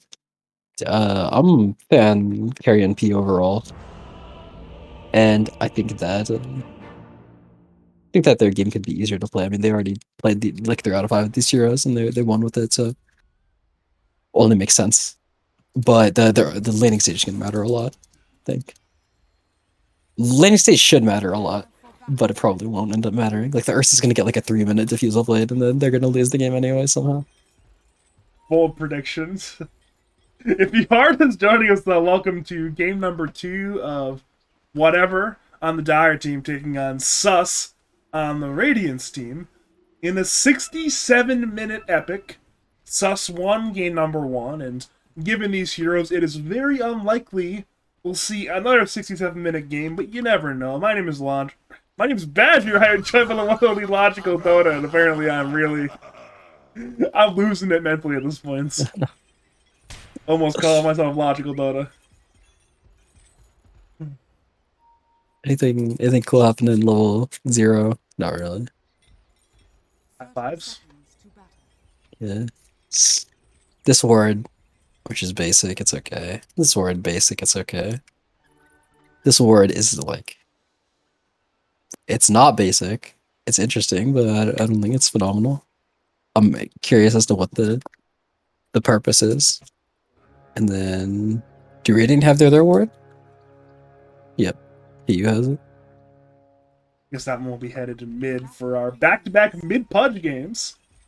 If you enjoyed Pudge Game 1, well, we're back for more mid-Pudge Game 2, because KU just is a middle Pudge enthusiast, apparently, now. I'm a little surprised.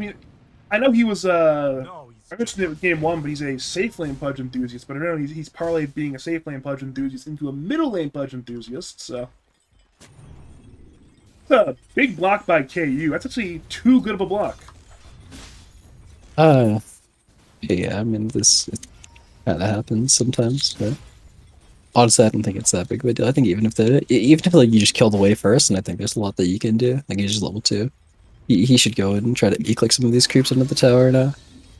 Gets one deny, it's pretty good. Yeah, there you go. Well played. Got the range creep deny too, the most important of denies, so now DKMP is not level 2 and KU is. That's always nice. He has 21 damage on him.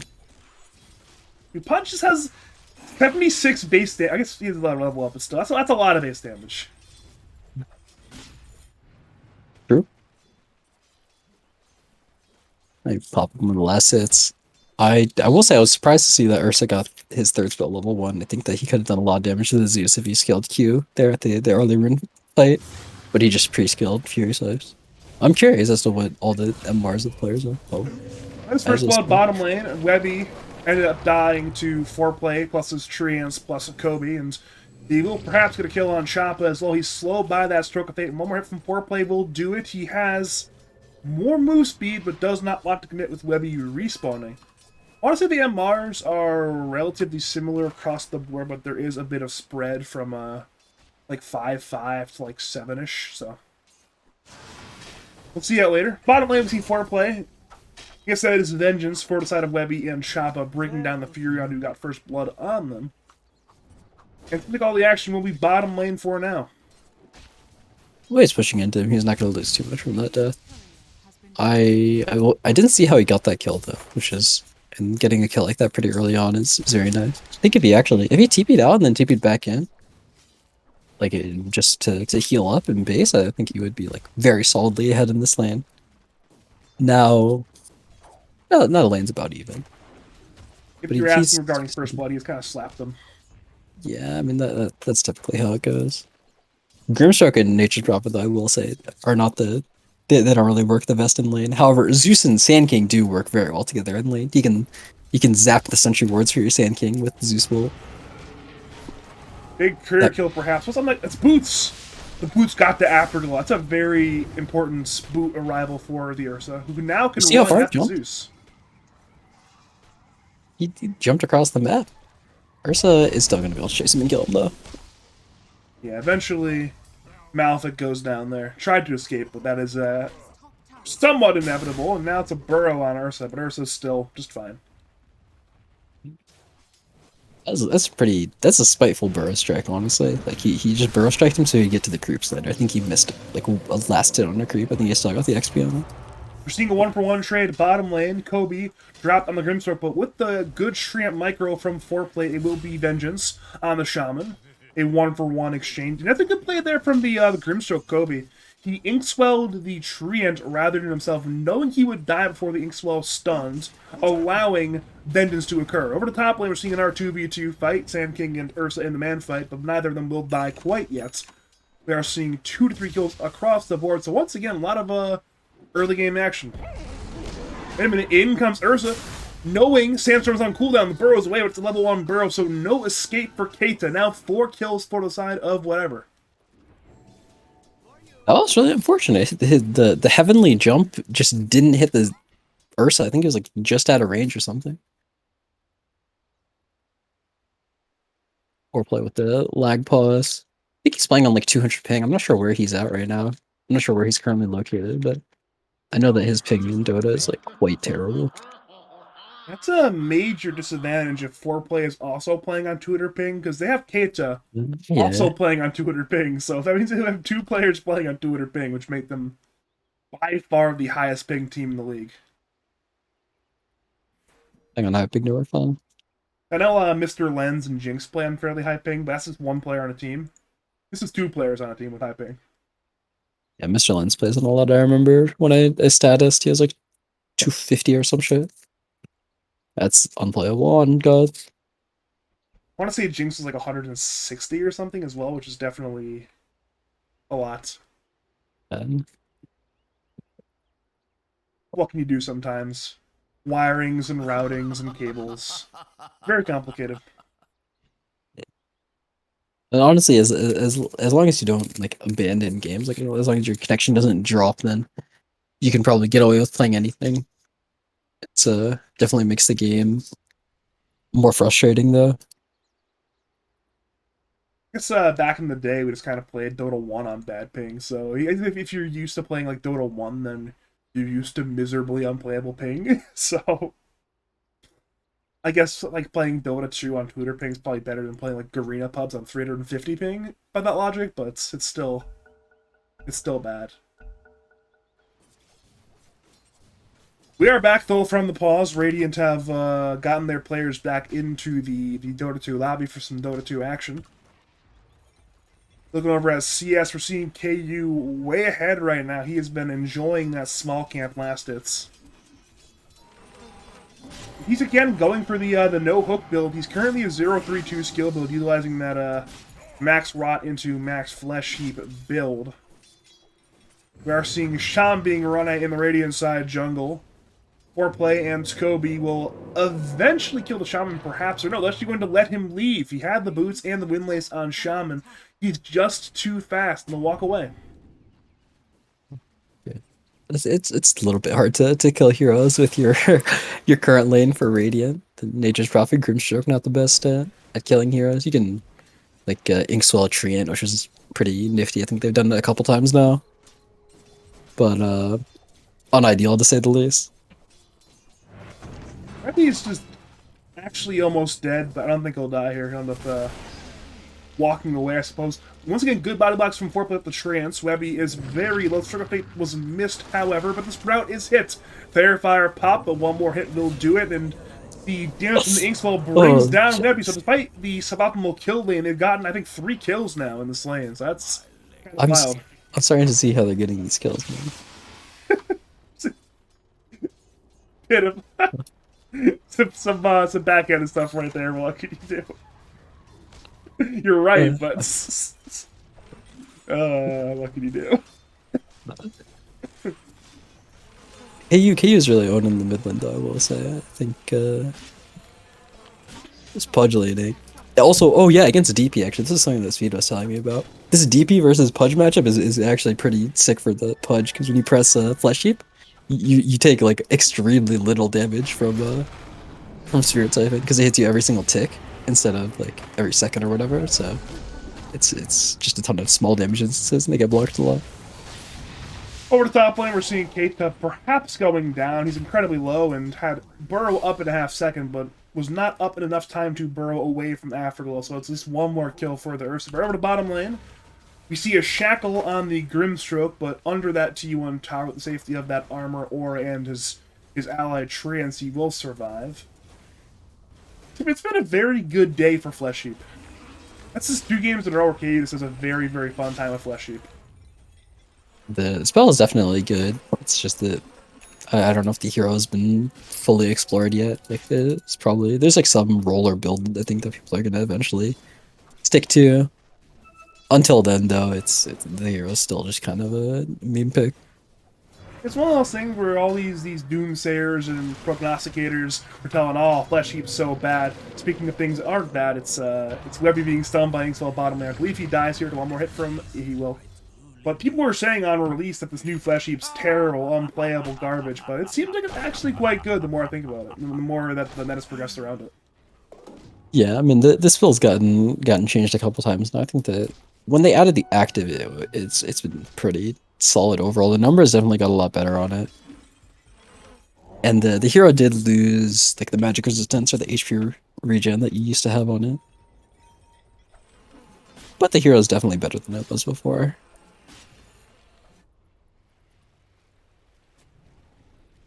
And we are seeing a bit of chilling right now. Radiant are grouping around the middle lane. They have 4 heroes not too far from the middle lane to secure the runes. Both middle laners checked the bottom rune. It spawned top. Malefic will take it. Pudge doesn't even have a bottle. They just wanted to ensure the DP didn't get the rune, and I suppose in that sense it is mission accomplished. And now both teams will disperse away from the mid lane again. Yeah. This top lane is like really rough for Radiant now. Ursa's having a free time. Even the Wyvern's having a really nice time sitting at level 5 right now. I think in general, like, I mean, we mentioned last game that Afterglow had fairly poor farm despite the laning situation. This game, he's #1 net worth. Really only close to the Pudge, so he's having a fantastic start farm-wise. Yeah, I'd say definitely this is a lot more on par to where he should be. He'll probably have like a 11-12 minute diffusal bait as long as he keeps this up. Pretty solid timing. He's already got the Blade of Alacrity.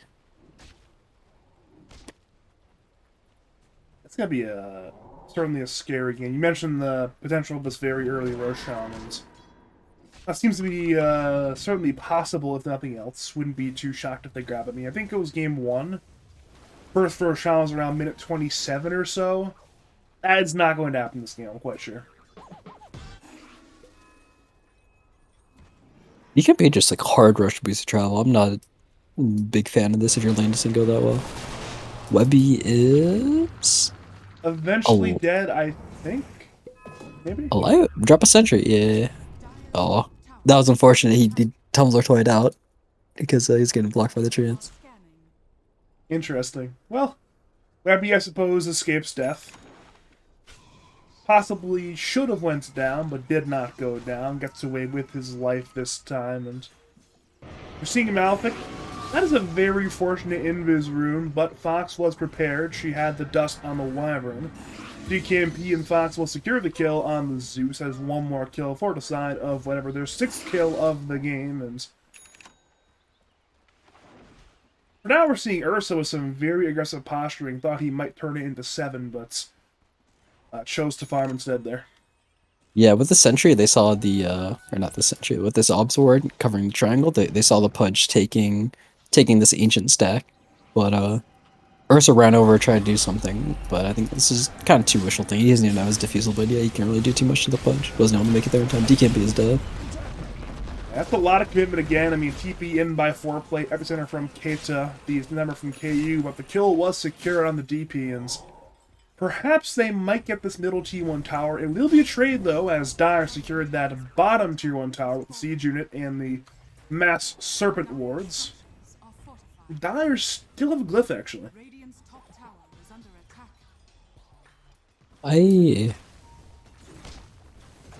Honestly, this Ursa is really hard to kick out. Normally, I'd say I'd like to see the Nature's Prophet try to come top and get this tower with treants. But this Ursa is just kind of a beast. They need to bring a bunch of heroes to try to kill him. Might do like a Pudge rotation as well to kick this guy out. They'll probably try to kill him on Sand King Blink. Keita's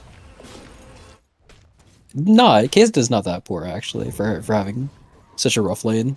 Only 400 gold away from the Blink.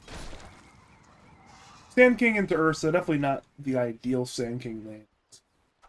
Last game he had a very early blink. This game not quite as early, but still fairly timely, and that will mean Radiant can begin to run the train with this Pudge, with this Sand King blink, with this Furion global TP, and perhaps there will be some big plays in store for the side of Sus. For now, though, we are just farming.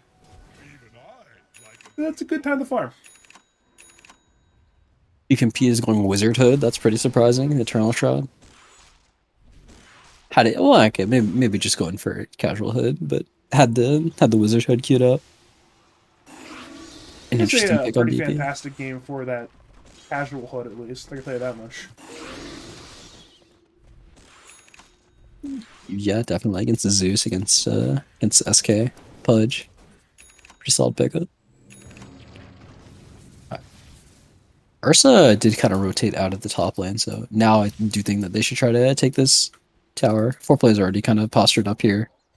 I think that this Pango, if he just kind of like casts his spells on the creep wave, then then he dies pretty easily.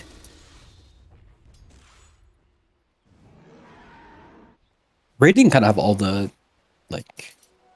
The game's really in their hands right now because with this SK blink, they can kind of just kill whoever, and it's like pretty annoying for Dire to try to kill people. I think the Ursa just kind of has to walk at them. Maybe he could have killed Foreplay just because the heroes haven't connected to him yet, but now that heroes have connected to him, it's kind of annoying for him to just kind of try to go run at a hero. We saw it a lot last game, the two-man smoke play. The burrow actually was missed by Keita, but it does not matter. They bring down Levy anyway. But the problem is, it's an exchange for KU. As the fight happened top lane, we saw DP, Ursa, and Wyvern go on Pudge middle lane. And as a result, Dire have their eye on the middle T1 tower. They dive Malefic. Afterglow had the Diffusal Blade slow, but could not lock down the Zeus. Now Radiance have a Blinking Soul again on DP. Curse is there onto the Sand King and the Grimstroke. Sand King is incredibly low, will die to the Ursa, but the Ursa is now... Never mind, Ursa's Decline Blade, he's fine. It is, across the map, a 2-for-1 exchange in favor outside of whatever. Actually, it'll turn into a 3-for-1. They find the Grimstroke as well, with Shaman and Pangolier. Roll activated, Grimstroke pops the stick, but only delays the inevitable. 3 kills for the side of whatever. It's a good one actually. 3 kills for the side of whatever. And tower. They get tower too. Yeah. This opens up rush opportunities for them.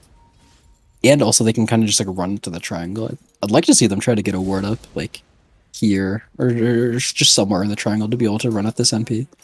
Also, what I wanted to say all the way at the beginning, I remember now, is KU like this guy's an absolute bot. He just was a-clicking the tower as Pudge.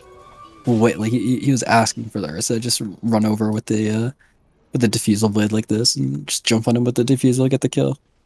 Yeah, that's a bold play. Knowing the Dire knows your teammates are elsewhere, not seeing the Ursa on the map, that's a bold play. He literally phase booted up to the tower and started a-clicking it. That was some crazy shit I've ever seen.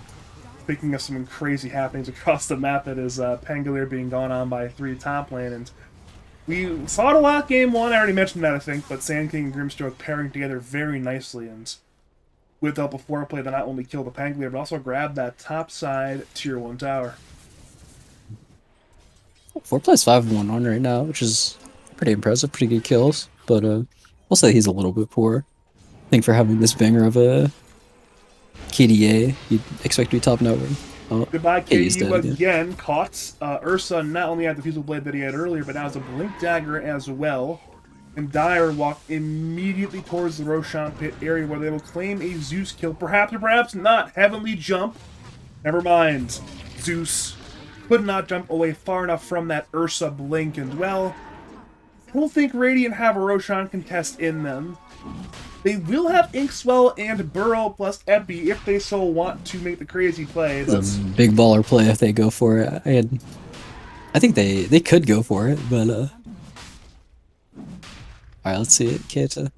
He is a big baller, but the problem is he has been hacked by Choppa. Yeah, this play doesn't happen anymore. Yeah, I hate to see it. Choppa did a good job there. He spotted out both sides of the Grimstroke Sand King combination, the Grimstroke with the illusion, and later the Sand King with his hero, so just ensuring that Radiant had a 0% chance to contest that. Foreplay can farm out this bottom area more aggressive. I think he's scared that heroes are going to connect and go run at him, but he kind of needs to use this farm right now that he's being given, like all these camps. Choppa does not have detection right now, and as a result, never mind, they still kill Keita. Hex into Shackles.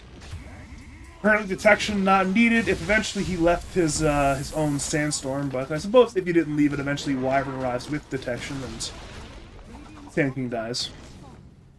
I hope they rotate heroes to the bottom lane right now on Dire. I think that it's really difficult to try to fight into, or sorry, on Radiant. I think it's really hard to fight into Dire's kind of like ball of heroes right now, especially the Ursa is pretty much just unkillable, can kill everyone.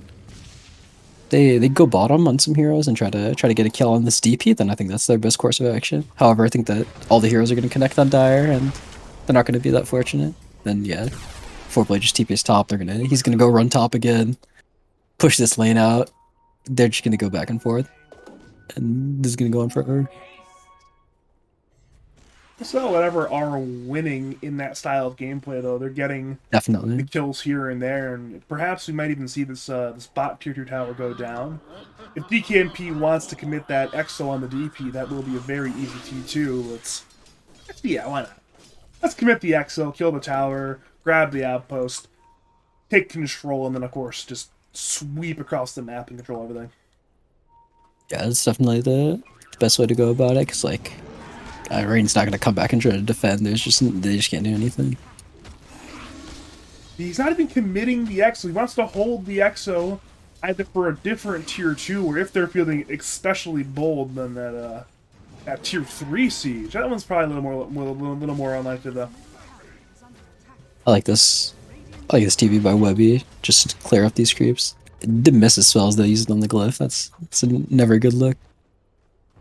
I agree. I think he should have just. I think he should have just exorcism this bottom tower, and then they can go and sweep sooner. But now they're giving Radiant a lot of time to use this farm on the map, because like they had exiled and the tower's dead, and they would have to be leaving on Radiant. But they give Radiant time to get out on the map, and then they're able to reap the benefits of having all this area as well. Both DKMP and Webby left, which certainly delayed that one, but I suppose the inevitable has arrived, but we're still seeing Webby not with the team. He's forced to play top lane to defend against 4-play's Treants. But I'm sure this tier 2 middle is probably Dire's next major objective at this point.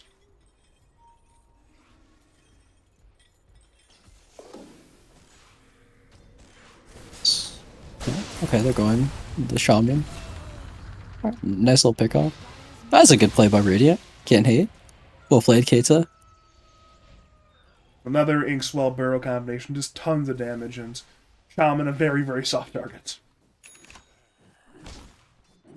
They did kind of like let the game go back to a neutral state on Dire. Yeah, I think that they don't need to let Radiant get anything really. Nature's Prophet can still die to Ursa +1. Everyone dies to Ursa +1 actually.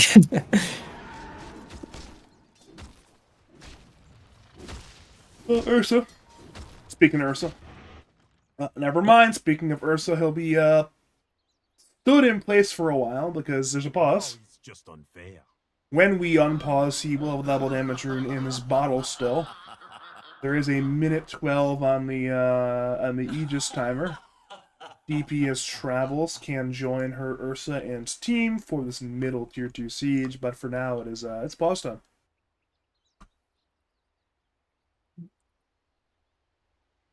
Alright, let's go take a look at the game real fast. So the Ursa bottle DD 1 minute Aegis. Honestly, seems like throw time for Dire. I'm feeling it a little bit. KU's does a lot of damage. They're starting to get BKBs on Radiant. The Aegis is running out. They missed their window a little bit on Dire. I can smell a throw coming. Yeah, I mean, it's certainly possible. I mean, we saw whatever throw a much bigger lead last game than what they currently have. I think they were up like 15k when they threw last game. They're only up by 1k right now, so technically it should be like 15 times easier to throw, right? Something like that. I'm sure that's completely asinine math, but we'll find out soon then, won't we? I mean, we're back. We are 10 players in lobby. G's in chat, question marks adorning it, but there is the accompanying G. We're back, baby. Let's do it again. Let's go. What's happening in this game? Oh yeah, Dire should go run on Radiant right now. They're getting BKBs, they're getting strong, but it's still kind of the time where you're just supposed to kill them. And they're not dying. Does running at Radiant creeps count as running at Radiance? No. I knew the answer, but they were running at Radiant side creeps. Yeah, I mean, they can just play on Radiant side of the map, and that's chill. Like I like how Ursa's like farming these camps. I think if he did this before, then would be pretty good. But he's just kind of waiting a while to do it. Well, he's gonna get a Pudge maybe? Yeah, he sees Pudge under that Okay. observer ward, and well, goodbye, KU. Yeah, DD Ursa. That's it's a tough one. So not much Pudge can do with those items into that hero at this stage of the game. That's for damn sure. That is true. He could have backpacked his nether shell. Does that help? Yeah. Give yourself some armor. That's an armor item pretty much. I feel like it doesn't save his life though. Yeah, for sure it does not. He definitely needs either like more armor or a ghost scepter or something. Ooh. Throw time, Ursa. Aegis has just expired and he's dead under the tier 2 tower. You were right, Logical. We are seeing Shackles used by Choppa, but Radiant stand their ground, bringing down the bringer of Shackles, and they bring down Pangolier as well with that Thunder God's Wrath. So that's 3 kills. And the net worth lead has been completely lost in one foul play. Yeah, that's unfortunate because the Nature's Prophet was able to benefit from the kills as well. Was able to reap the rewards of the kill money and XP. Sitting at 2k gold right now. They're gonna get this tier 2 as well for free pretty much. It's unfortunate. So you seem to have quite the nose. You smelled it coming. You smelled it coming, but there's a lot of unclaimed gold in terms of easy towers as well. I mean, they had the gold lead before killing the tier 2 top, and there's still a tier 2, or sorry, a tier 1, I should say, middle to take. That is a literally dead tower there, so that's 2,000 gold from towers alone gained in the last minute or so. Warplay can definitely carry this game now.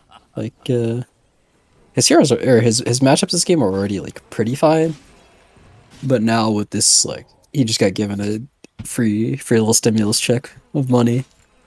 Now this game is definitely carryable. I think Silver Edge could be good. AC could be good. I'd probably buy Silver Edge. Yeah, that makes a lot of sense, this game. Break's nice, crit is nice, the escape potentially. I mean, we've seen Dire. We've had some struggles with detection this game, so potentially could even come in handy as well. We are seeing a 4-man smoke from the side of whatever, and they find foreplay. Hex into Shackles from Choppa, and barring a miracle, Furion will not survive. And that is a lot of hate towards foreplay. Exo and the Rolling Thunder both committed, but the job was done. Yeah, I'm surprised that the Exo got used, but it's a high priority kill. You're happy to get it done. And looking at their vision, they may have thought that like there were heroes smoked behind him. I don't think they saw anyone else. Ended up being literally nobody, but they didn't know that.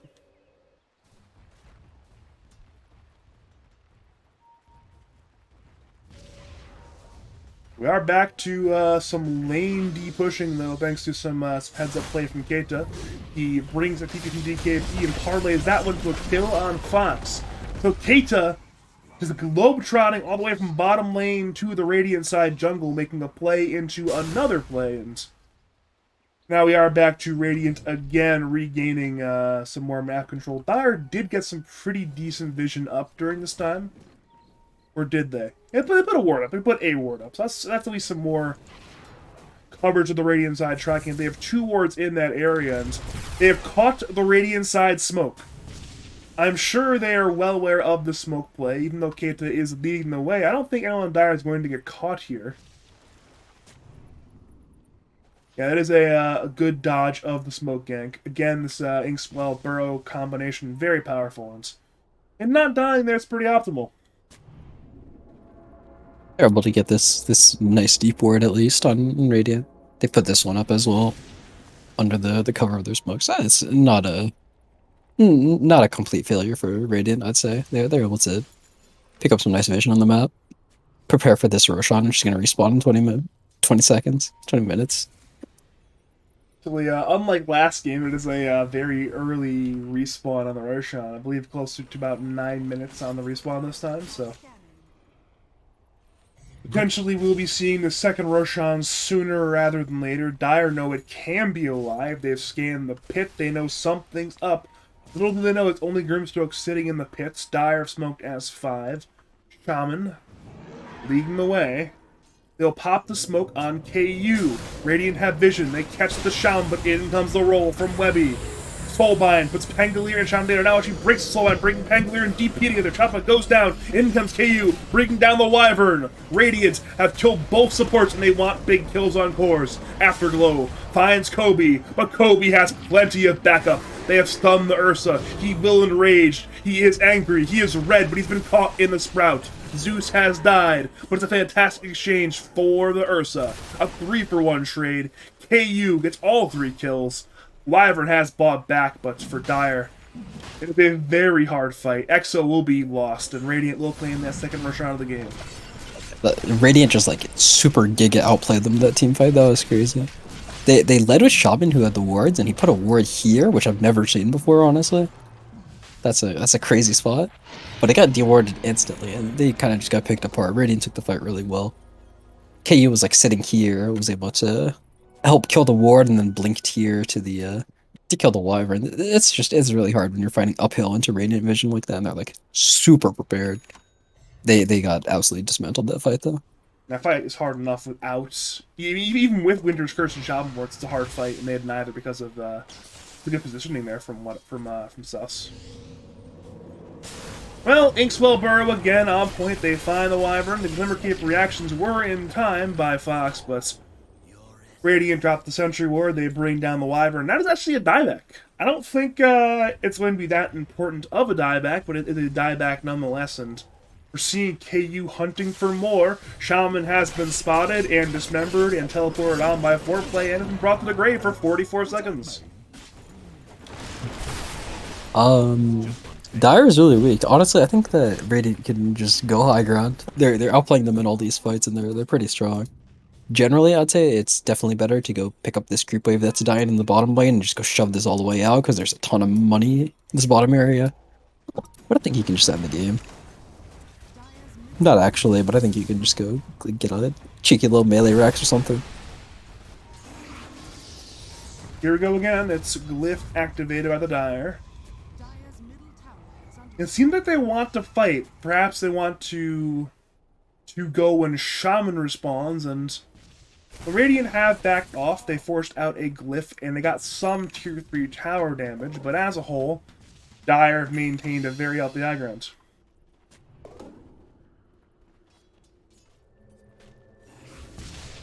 Alright, so I mean, yeah, that's fair. It's pretty obnoxious to try to actually get any major damage because you don't want to overextend too far. We saw that's been a problem that whatever has struggled with the past 2 games.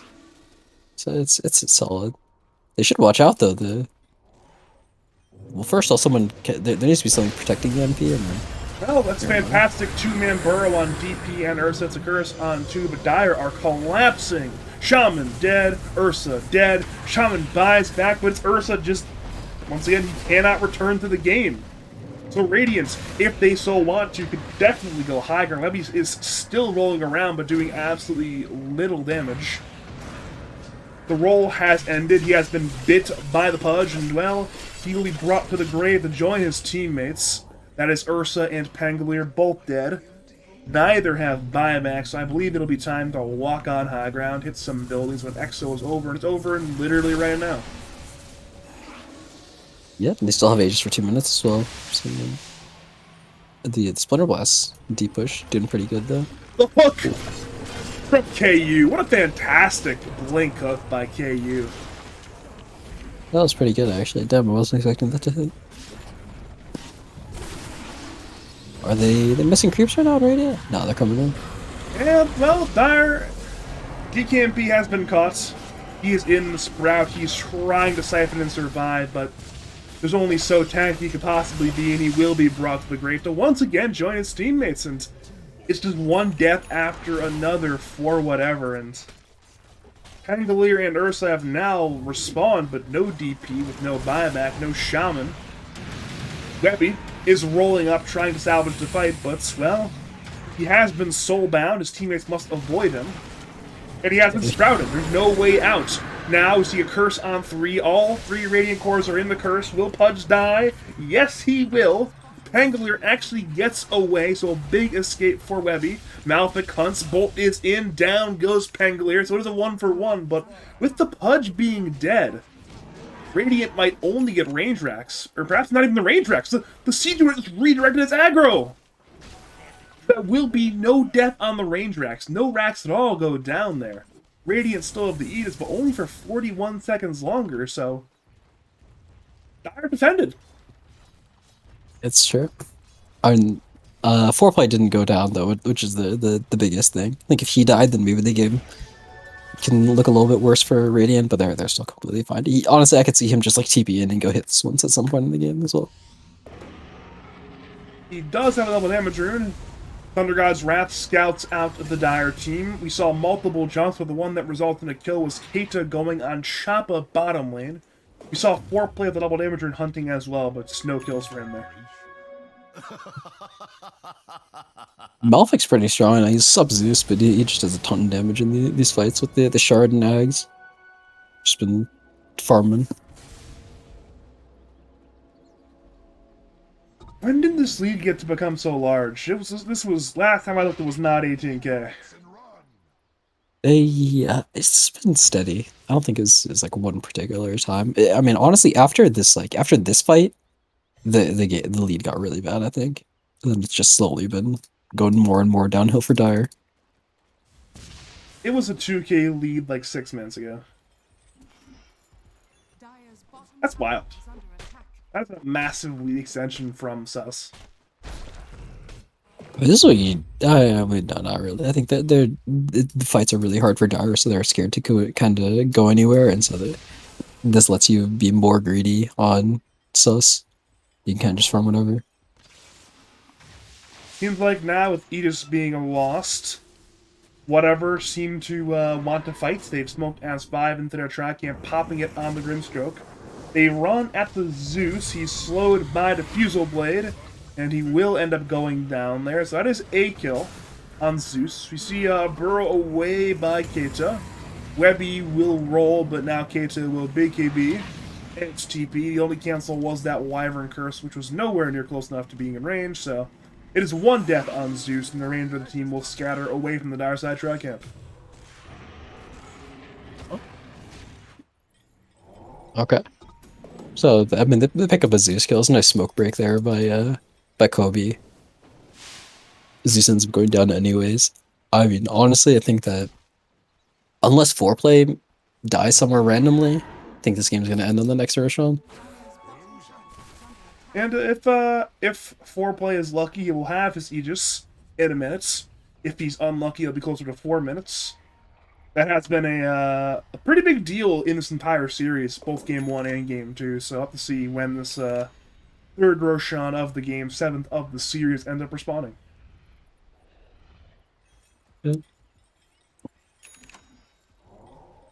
I think his itemization has been pretty good. I think Satanic is like is pretty important on this hero. I think it's like it makes your game feel a lot nicer. It gives you it means that you don't have to just like BKB out of everything. You get a little bit of tankiness, so you can hit yourself back up. But I think that all these items make sense. I mean, Scotty against the Ursa and the DP makes a lot of sense. Silver Edge is just key on this hero. I think the Maelstrom probably could have been a Gleipnir, but Milner attack speed helps out early because he upgraded the Maelstrom so early in the game. You can always stick the shield active on Pudge as well, and just double down on, hey, just don't hit Pudge. Flesh Sheep, Mjolnir active. Good luck. Looks like Dire are mostly playing their base right now again. They're currently sitting there on 4. Everyone but Ursa is just kind of in the base. Roshan, that's a very early Roshan respawn again. That's 2 Roshan respawns in a row where Sus get incredibly lucky, and as a result, they'll claim it immediately. There's an Ags here. Who's getting that one? Maybe foreplay. Yeah, honestly, probably should be. I'm looking at these Ags right now. Sand Kings is pretty bad. Cryptstrucks isn't good this game. Zeus already has one. Pudge already has one. Foreplay makes sense. Well, foreplay is now 31,000 net worth thanks to the Ags blessing. He is PP +6, yeah. incredibly farmed Furion. I guess Roshan gave him about 8k that net worth from the Ag Shard and the Ag's Blessing. He bought his. He bought He a shard did? like right at 15. Yeah. Look at the shard on Radiant though. Is it Sand King? I know Zeus bought his own shard, so is it the Pudge maybe? No idea. Sand King sounds correct. I'm just like thinking about it logically. It's all shards at this point, but Yeah, like it could have been Pudge as well. Honestly, I could have seen Pudge get it, and then Sand King buys it. Zeus definitely bought theirs, and yeah, Grimstroke for sure bought his. And I saw Foreplay as well buy his like right at 15. It's like probably the most efficient farming item that you can buy on Nature's Prophet. Just the 1400 gold for the shard. some big trees, high damage, high HP to stick them in a lane, and well, there's surprisingly little counterplay to massive trance apparently. The Radiants still have 4 minutes nearly on their Aegis timer, and they're playing it slow. They're being methodical, bringing in the top and middle lanes. Equilibrium bottom is somewhat poor, but I'm not sure how much they care. Webby has TP'd back, so all of whatever are in their own base for the defense.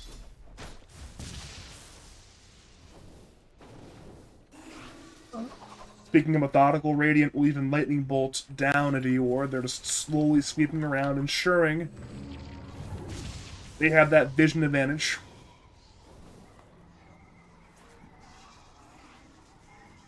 Foreplay, even have Shriant's bottom lane. It's ensuring there is no problems to deal with. Bottom lane equilibrium will be fine. Everything will be good to go. Nothing to worry about. They have burned over 2 minutes already, but guess what just respawned? A double damage rune. I think it's go time. Yeah, I think he was waiting for this 25 talent on NP. I mean, that's actually, I say that and then he takes a remove teleportation cooldown. I feel like that's not the talent that you take if you're waiting for your 25. But, it is what it is. He's ready to get from point A to point B to point C, all with very little delay, and that's 0 cooldown teleportation logical. I mean, he's gonna sell his boots, I guess, which is like pretty reasonable. Like, it's nice to have when you sell your boots because you can just kind of TP from place to place. However, I think the other 25 talent's still better, especially when you get the shard, speed Dota, yada yada. Especially if you wanted to end the game, would have been nice, but apparently he's in no rush.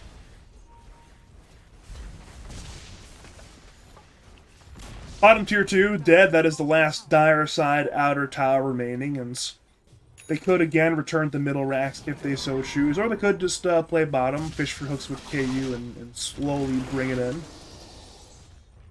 There will be Treants hitting the T3 tower. This team, yeah, they're playing this very slow on Radiant, which I don't think they need to do, but that's what it is. They're gonna, like, hopefully they actually try to like. Nah. I mean, if they're just gonna sit and base on Dire, then no reason to like force a fight. You can kind of just farm.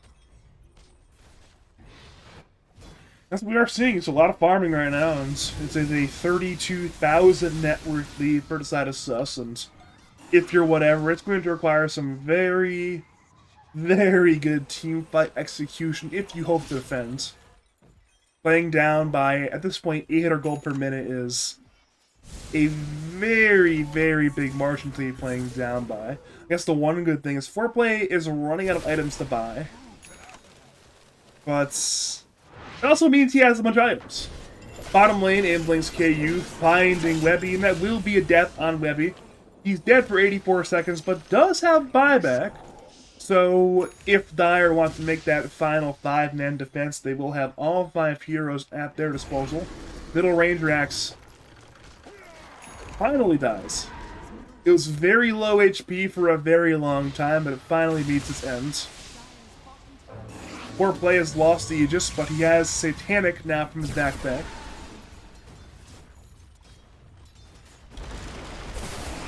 T3 bottom, very low. They blink in for DKB. He goes to BKB. He'll pop his Exo. Wards are on the ground. They want Q. The Q has been purged by the Inkswell.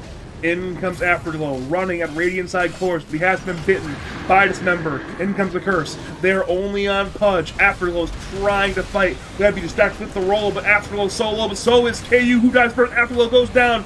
KU is dead. So is DKMP. So is Keita. The cores are collapsing. Sand King, DP, they both buy back. In comes Keita, returning to the fight. Burrow on Fox, but he's shackled by Choppa. If he dies, that will be a dieback, but he's purged by the Inkswell into the cheese. Ursa has bought back into the game, as has Pudge. Everyone returns. It's a 4v5 once again. They catch the DP with that root from the Wrath of Nature. They will bring him down in the Sprout. Afterglow tried to salvage the fight, looking for foreplay. DKMP is actually still alive, healed by the Cold Embrace.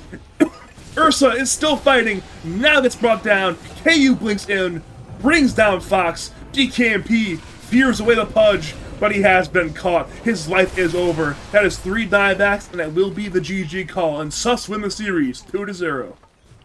Nice little 41k gold lead at the end of the game. No, they played this game really well though, I'll say.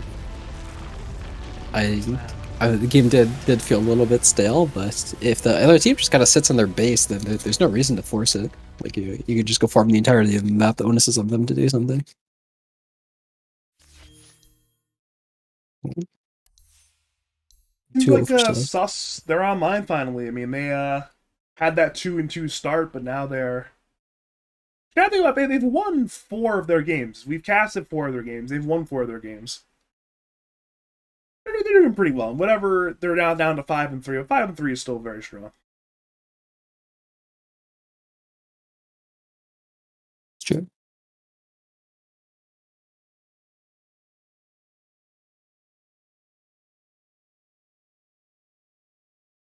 All right, Logical. You got any more analysis for us or nah? Oh. Got it. I guess I saw point attention to the graph, but they're graphs. They'll be there. We got some cool graphs here. Bit of a net. Whatever is clearly pretty good because they're 5-1, or because they were 5-1, 5-3 now. But they definitely struggle to hold their leads. They normally get off to a pretty good start early on. You want these 5-1 is a honeypot. You know who started the last. You want to know who started last season 5-1? Let's hear it. You? Me. I started last season 5-1. You want to know where my team ended? First round playoffs loss, getting beaten to fucking hell by Whole City. So you can't get too cocky. Unlucky. Unlucky indeed. We are going to wrap it up though, Logical. You got any final words, call out, shout out for the people? Oh, it's a pleasure, Badger. Happy to cast. It was good to have you on. Didn't know if you're going to be here or not because you had some 5-round 4-step obligations, but all worked out. All ended up being good. For now, though, thank you for tuning on in for the 2-0 victory for Sus over whatever. My name is Badger. Jesus Christ. My name is Badger. If you want to cast your games, cast your turns, you want to hire me and Logical for your pro tournaments, contact me on Twitter, twitter.com/BadgerDota2, or on Discord at Badger5713. I don't know when we're going to be back, but I'm sure we will be quite soon. For now, though, thank you for tuning on in, and as always, have a great night.